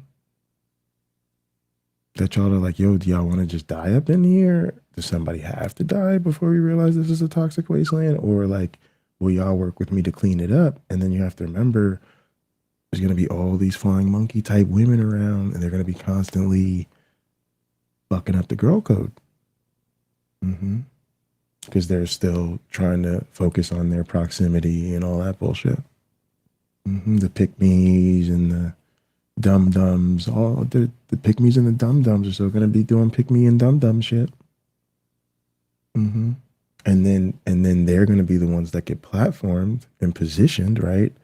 Because they're perfectly happy to be goon bait for the incels, right? And remember, The goon baits and the incels get marketed as, look at our show about women, look at our content for women. But is it really for women, or is it women being used as goon bait for incels, which makes it less safe, not more? Mm-hmm. Mm-hmm. Mm-hmm. So you're gonna have to get together with some down ass fucking bitches. I'm just gonna tell you what it is, for real, for real. You're gonna have to get you some ride or die sisters up in this piece that are ready to fucking roll. You need that bitch times a fucking super squadron. Like a goons, you need your own goon squad. You need some thuggish, ruggish bones. Like you need some. Mm-hmm. Mm-hmm. And you're not gonna have Kyle, you're not gonna have PC, you're not gonna have Sumami, you're not gonna have Patty, you're not gonna have Nancy. That whole team's gone. So next time some crazy shit pop off in this community, we're gonna be like, we wasn't there, we don't know. No, our friends don't really. No, this time this happened to one of our friends. Next time we'd be like, we ain't been friends with them in a long time. Well, we've been not fucking with them. We've been told y'all it wasn't safe. We tried before NanoCon 2026. So we not gonna be doing this the next time this shit happen one to y'all. Cause we gonna be like, we told y'all to get up out of there, like we got up out of there. Mm-hmm. You ain't gonna have our help next time. I'm just trying to tell you. A therapy, and I decenter men from as many aspects of my life as possible, while also being married to a man. Yes, it is possible. Get you a man with bi-wife energy. Hold the men that you do allow into your life to the same high standards that you expect from yourself and all other women, frankly. And then I would suggest finding an outlet for your rage, remembering that it might not look like the traditional masculine form. Goon bait.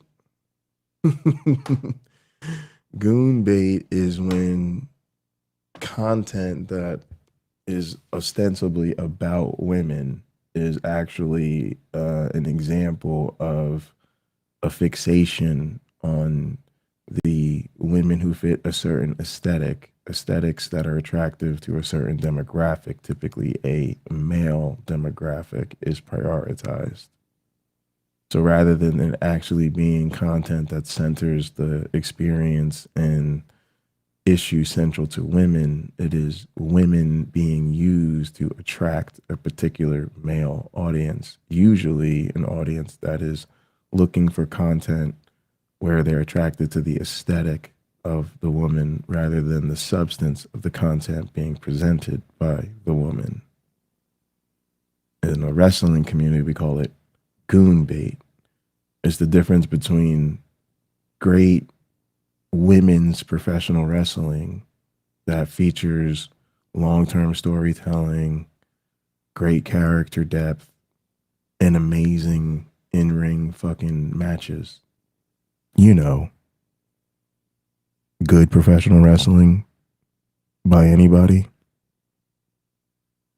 And when women who fit a particular marketable aesthetic are used in ways where all of the attention is just things that puts them in hypersexual situations, hypersexual appearances, hypersexualized storylines, hypersexualized camera shots, hypersexualized entrances and presentations. So we say, great women's wrestling over here, goon bait over here. Mm-hmm. Mm-hmm. Legia Miller over here. The Line over here. Yeah, because y'all be the ones actually I be thinking of when I be thinking of that goon bait shit. Mm-hmm. Mm-hmm. Mm-hmm. That's just my opinion. Of anger that we are conditioned to. So it could look like getting a gun and learning to use it. It could look like self-defense classes or getting strong as hell. It could also look like making art, art that pushes boundaries and expresses things that nothing else can. It could look like gardening or divesting from man-made capitalism as much as possible, or speaking up in meetings louder, or remaining soft and letting your body take up space, or starting a coven, or founding a matrilineal religion and getting tax write-offs and constitutional protections for you and your friends based on your firmly held religious beliefs, which is something I've been thinking about a lot lately. It can look like all of this or none of this. You have to have an outlet, though. I think the real point of it all is figuring out how to feel freedom. That's the word I always go back to, because so much of this world makes me, because I'm a woman, feel not free. I cannot walk places at certain times. I cannot wear certain things. I cannot be free in my body. I cannot be free with my words. I cannot freely be who I really am, because I've been conditioned from birth to fear what men might do to me, to fear being disliked or unlikable, to fear becoming that wicked witch with the wart on her nose. And the absence of that fear, to me, is freedom. And I'm slowly uncovering what I need to do and what it looks like for me to chip away at that fear and build a life that is as free as possible. If you've managed to do that, please put that in the comments. I'm sure we could all use some inspiration. And hey, please subscribe to this channel to help out my work. It's free and it really makes a difference. And yes, this video took a lot of fucking emotional labor, so please consider joining on YouTube, Substack, or Patreon to thank me. And I'll even give you all these episodes completely ad-free as well. Also, if you liked my All right. Let's thank today's guest lecturer, Legia. But yeah. You know, honestly, this was I had a really good time on tonight's stream. But yeah, I'm just trying to keep it all the way real with y'all. Ladies, I would just dip. I would get out. It's not safe. I'm just trying to tell you. Okay?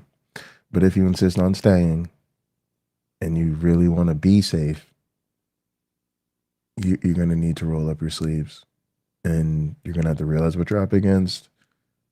You're going to have to, you know, grab you some real down-ass sisters, okay? And y'all going to have to really work together. And you're going to have to be comfortable with the smear campaigns and the risk and the people trying to get you fired. And then making fan art and taking your shit out of context and sending it to people in your life and getting doxxed and people talking about all your dirty secrets all over the internet. You're going to have to prepare for all that. Yep. And you're going to have to just keep doing the work anyway. Just trying to push the shitstorm uphill.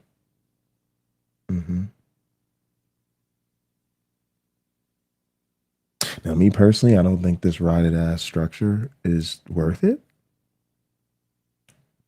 I just don't think it's worth it. I'm just being honest with you. Again, it's been a patriarchal, capitalist, white supremacist hellhole from the beginning.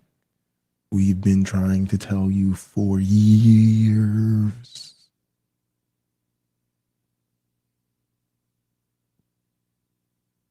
Actual years. You can look on this channel. I think there's like 800 plus videos on this channel. Actual years. And since I noticed how most of y'all really ain't trying to do nothing about what happened to Nancy, I don't think y'all have what it takes, if I'm being honest with you. I do not think y'all have what it takes to do what would need to be done. Mostly because you just don't take it personally enough.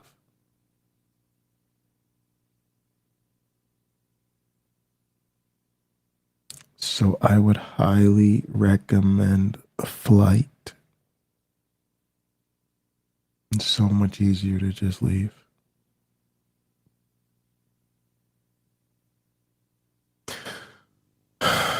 But if you insist on staying, you need to learn how to actually fight. And you need to get ready to fight every day, like your life depends on it. I really do. I want you to do everything you can to stay safe. I really do.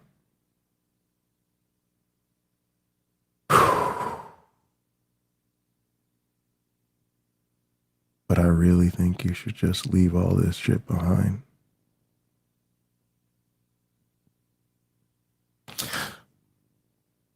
Thanks. Really appreciate y'all tonight. We'll see you next time.